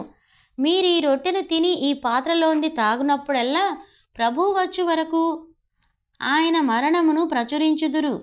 కాబట్టి ఎవడు అయోగ్యముగా ప్రభువు యొక్క రొట్టెను తినునో లేక ఆయన పాత్రలోనిది త్రాగునో వాడు ప్రభువు యొక్క శరీరమును గూర్చియు రక్తమును గూర్చియు అపరాధియగును. కాబట్టి ప్రతి మనుష్యుడు తన్ను తాను పరీక్షించుకొనవలెను. అలాగు చేసి ఆ రొట్టెను తిని ఆ పాత్రలోనిది త్రాగవలెను. ప్రభువు శరీరమని వివేచింపక తిని త్రాగువాడు తనకు శిక్షావిధి కలుగుటకే తిని త్రాగుచున్నాడు. ఇందువల్లనే మీలో అనేకులు బలహీనులను రోగులునై ఉన్నారు. చాలామంది నిద్రించుచున్నారు. అయితే మనలను మనమే విమర్శించుకొనిన ఎడల తీర్పు పొందకపోదుము. మనము తీర్పు పొందిన ఎడల లోకముతో పాటు మనకు శిక్షావిధి కలుగకుండునట్లు ప్రభువు చేత శిక్షింపబడుచున్నాము. చదువబడిన ఆయన వాక్కును ప్రభువు దీవించునుగాక. ఇది ఎల్లప్పుడూ పరిశుద్ధమైన విషయమే, పవిత్ర కార్యము. ఇప్పుడు మనము మౌనముగా ప్రార్థనలో శిరములు వంచుదము. మీరు నా కొరకు ప్రార్థించమని నేను మీ కొరకు ప్రార్థించెదను. అయోగ్య జీవులమగు మనము మన ప్రభు యొక్క మరణమును జ్ఞాపకము చేయు ఈ గొప్ప పవిత్ర కార్యములో పాలు పొందనయ్యుండగా దేవుడు కృపచూపునట్లు మనము ఒకరికొకరము ప్రార్థించుకుందుము. బ్రెన్హాం మౌన ప్రార్థనకు ఆగి ఉన్నాడు. మా తండ్రి, నీ బంగారు బలిపీఠము మీద మా బలియగు యేసు ప్రభువు నుంచి ఈ ఒప్పుకోలు ప్రార్థనను నీకు సమర్పించుచున్నాము. ఆయన నామములో దీనిని అడుగుచున్నాము. ఆమేన్. ప్రభు అయిన యేసుక్రీస్తు నామములో మీ అందరికీ నా వందనములు. మన సహోదర సహోదరులలో చదువురాని వారు, చదువు వచ్చిన సమయం లేనివారు, వర్తమాన పుస్తకములు అందుబాటులో లేనివారు అనేక మంది ఉన్నారు. వారందరికీ వర్తమానమును చదివి ఆడియో రూపంలో అందించుట ద్వారా వారందరూ ఫలించి ఆత్మీయంగా అభివృద్ధి పొంది ప్రభువు రాకడకు సిద్ధపరచబడాలి అనేది మా ముఖ్య ఉద్దేశం. ఇంకా అనేక వర్తమానములు అందించగలుగులాగున మా కొరకు ప్రార్థించగలరు. దేవుడు మిమ్మను దీవించునుగాక. ఆమేన్. ప్రభు కృపలో మీ సహోదరి మెర్సీ.